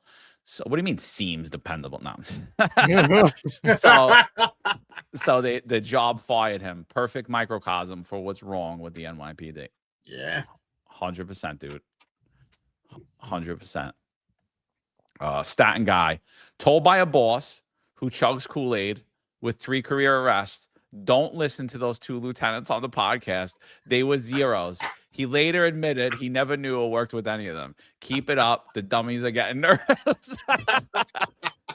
Yo, they would have caught me down on that one. 3 career arrests. Yeah, zeros, Mo. He was probably painting his nails. He's like, no, I'm doing this for the DEA. I'm doing this to the DEI. I mean, I'm trying to be part of it so I can get my LCD or whatever the fuck it is. Yeah. Shout out to that lieutenant. Street cred is different in the eye of the beholder. Doing time for beating up a bully different than doing time for robbing an old lady. Street cred is now used an excuse for dumb actions from these perps. Yeah, again, I agree with you. I don't think, street cred and what the police department likes to use it for is not exactly street cred. You know who's got street cred in my opinion? The guy who wakes up every morning or late at night and goes to work and feeds his family and keeps his head down and doesn't get involved in any of that street bullshit. Those are the people that we should be putting on a pedestal. Those are the people who don't have a voice in public safety that should have a voice in public safety. The people out there making the wheels spin in this city, not a bunch of jailbirds. Yeah, could we listen to what their gripes are? Yeah, absolutely. But they should not be the number one voice. Their voice should be just as evenly weighted as everybody else's. And right now, when it comes to public safety, there are so many voices that aren't put in the conversation. And the number one voice that isn't involved in that conversation is the rank and file of police departments across this country. And until that changes, nothing's going to change. And that's why we are the number one law enforcement podcast, because we do give a voice to that rank and file. And we talk about it, whether it's pretty or it's not. And regardless if the World, if Fox, if Newsmax, if Jessica Tisch or anybody else, or the unions, or any of these fluffer PBA pages, we don't give a shit. Doesn't matter. You know, totally agree with you. Staten guy. Why are all these people refuse to follow the law attracted to police work? It's like hiring lifeguards who don't know how to swim. It's true. It's true. And noticeably, they want to turn police work into social welfare work. You know, social worker. Stay trained up. He says, John, I want to know where I can obtain a knitted polo you're rocking, bro. This thing is this thing is fire. I'll tell you though. I think I'm gonna donate this one later because the buttons on this are miserable, dude. I don't even know who that makes this, but I literally pulled the button off, like just trying to button it. I was like, what the hell is this? So yeah, I don't know who it is. I'll look it up though. Hit me up later and I'll look at the tag. I gotta look at the shirt. I don't know who it is. It's definitely not expensive, bro, because I'm a cheap bastard. So I'll tell you that. If I got it, it's cheap. It's probably right up your alley. That was the comment of the day, man. Yeah. Everybody likes my shirts. Pat liked my shirt. Eric liked my shirt. Stay Trained Up liked my shirt. It's a beautiful summer shirt though, bro. You got holes in it. It's awesome. Yeah, it looks like you were shopping at Ed Caban's, you know? Yeah. I said it looks like a white Havana. Yeah. My wife hates the way I dress though. It's so funny. Like I walk out to go somewhere, she's like, "You gonna wear that?" John, I was who's like, more Cuban, yeah, you or Sal? What is it? Who's more Cuban, you or Sal? Yeah. This isn't Cuban, bro. This is Italian, bro. Listen, if it's good enough for a potentially well, if it's good enough for Ed Caban, okay, it most definitely should be good enough for you, John. Yeah? Well, I did say that he was the best dressed police commissioner, and I liked the embroidery on the Cuba Vera shirts. I was like, that is awesome. Yeah, you should put a finest patch on there. Yeah, right. We could do that. I could do that. That's not a bad idea, bro. You need the chest hair coming out the top. That's not a bad idea. I could do that. We should do that. I shave my chest hair, bro. I can't. Man, my chain gets caught in it. I can't. I don't like that either. That's funny saying. I can't do it. You know. Jack Sanders says, Lieutenant, you need to stack phone books on the chair. Well, I'll tell you, I was a lot taller than that guy that was behind the podium giving the press conference in Mount Vernon. I was like, holy shit, what is that guy? 4'8"? You know? So still, I say, you know, Billy Blastoff. Billy, thanks for being here, bro. I hope you're feeling better. Hope everything's well. I know Billy, you know, had surgery not too long ago. Oh, but, yeah, Billy, yeah. Seems like he's doing good. So glad to see you here. Appreciate you, brother. And he says 20. Appreciate you, dude. Detective Nolan, $20. John, using my term circling the drain for the Slanders podcast, no charge. I do want to say though, I gotta say this about you, Nolan. You put out some bangers on X, bro. Those things, people send those to me. Those things are hysterical. And look, I'm targeting it, and you're targeting me, and you're making fun of me. I'm not mad at all. They are super funny. Like, keep up the good work, Nolan. Don't worry. You know, John, you gotta admit, you like the last one with the song Baby Come Back, because it was like a good picture of you. I know you Baby Come Back. No, but he does. He has, like, look, I'm a big fan of putting right music with the right things, and I will say, like, he does that. He uses a different genre than I would use, but he uses the genre and he puts the music with the video. That's why they're so funny. Like, it doesn't matter what picture he uses because you could kind of see what he's trying to say. You know, we gotta hire him to do our memes. Nolan, you might have a job. Pat Donahue, when will Bo Dietl appear on the podcast? I don't know, bro. I don't know. I think Bo's mad at us. I don't know. You know, it is what it is. You know. Well, you did call it a hard podcast to listen to. Yeah, I don't know what happened. One Tough Podcast. Isn't that the name of it? One Tough Podcast to listen to? Oh, no, I added that. It's One Tough Podcast. I'm sorry. Yeah, it is One Tough Podcast to listen to. But, Bo, we still love you, bro. Look, you know. Sure, a lot of people are going to say stuff about us. Don't worry about it, Bo. You know, no hard feelings, you know. Bo had one of my favorite lines in Goodfellas, bro. When he was like, when he touched it, he's like, "Bye-bye, scumbag." when he licks the coat, "Bye-bye, scumbag." He was in another movie recently that I just watched. I can't think of what it was. But I I'm a think, Bo. I think like you have a little Bodito. affinity for Bodito, huh? I like Bodito. I do. I don't want him anywhere around politics or anything like that. But like I don't got any hard feelings with Bo. Could make fun of him a little bit. You can make fun of me. I got no problem. Yeah. Don't worry, Nolan's got that taken care of. Stay trained up. He says, Eric, if you're in Florida, my treat for coffee, Cool Moose Coffee. You and John, you're welcome as well. Oh, Hell yeah, yeah. I'm in Florida, but you invite Eric. I see. I get it. Well, he already knows that you're in Florida. He's got to invite me so I can So drive how down. come I don't get invited? What, you know? He's like, John, you could come too. Oh, now I'm not telling you what my shirt is, bro. You know, that's it. Hey, listen, John, I'm the hold my only pocket. guy Let's in go. North Florida with this shirt. Yeah. All right, peoples. Now we appreciate all of you. Thanks. Stay trained up. But seriously, stay trained up. Hit me up if you want before Eric comes too. I'm around. It's not a lot of people like me down here.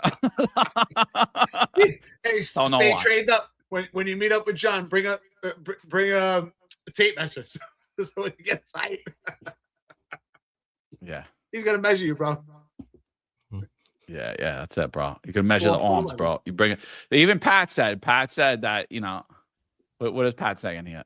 John is worried about getting his herringbone 10K plated chain caught. It's just this shit is not plated, bro. All right.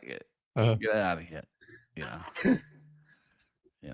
Gets you on the watch too, so all right, peoples. Funny stuff.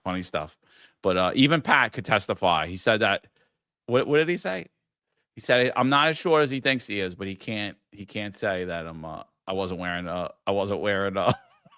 Platform shoes? Like, no, not platform shoes. What do they call that when they put them in their sneakers? The like lifts? Inserts? Inserts, like lifts. He said, but he can't confirm that I wasn't wearing lifts. Well, Pat Donahue, he's tall, man. He's a big dude, Pat. You probably look like you should reach out to the guys who make DeSantis shoes. Ron DeSantis, he wears these like platform shoes because he's kind of short. Yeah, it was weird when I was hugging Pat because I was like just right near his nipple, and he was like, "Stop." How long were you hugging him for? John, how long were you hugging him for? Let's be honest. Long time. An awkward pause. There was an awkward length right in front of Royal Crown on Staten Island. Were you guys like hugging? Like, well, actually, you're much shorter than him. So where was your head? It was weird. It was a weird dynamic. I was surprised when I met Marlon. I thought Marlon was gonna be short, man. Look up, man, this motherfucker's tall. I'm not tall. Stop it. Taller than me. I'm 5'11". Yeah, no, you're 5'11". 5'11" my ass. Nah, I am. I think you're 6 foot, dude. Honestly, I will say. Yeah, you might be over, dude. You look taller to me. I don't know. Or maybe with shoes on, you're 6 foot. Like you're definitely maybe barefooted. You're 5'11", but you like. And everyone says that meets you. They're like, "Oh wow, I didn't know you're that big." Like like everyone says that. I didn't even recognize you. Yeah. I'm 5'10" on a good day. 6 feet laying down. Yeah. So, what's up, baby? Nolan says 58 websites down, going on 2 days. It was down, Nolan. I checked it yesterday. It was back up, but it was down. I was like, I didn't put a post out about it, but because I was like, I don't even want them to know. Let them not even know that it's down. But it was down. I'm pretty sure it's back up because I checked it. Oh, so I got a break for 2 days? Yeah, exactly.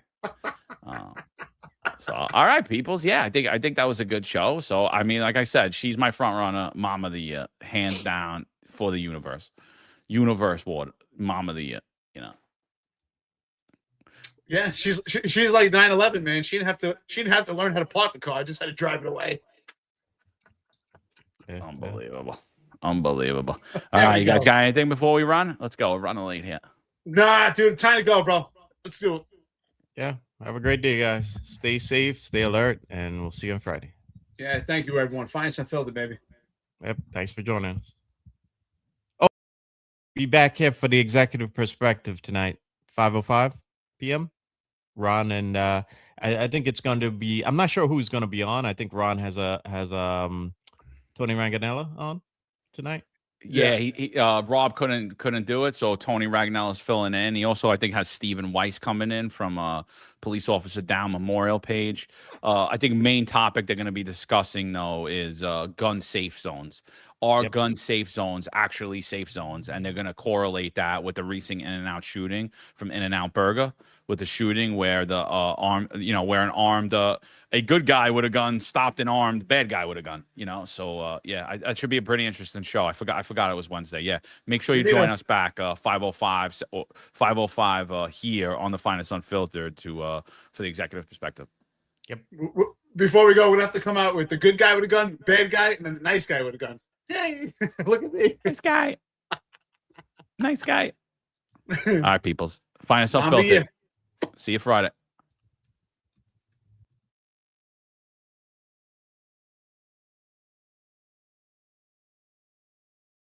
There's a handful of retired officers that don't live in the state that have a lot to say about the dream team, as I like to call it. All of a sudden, they retire and have a master plan on how to fight crime, but nothing to contribute when they were here.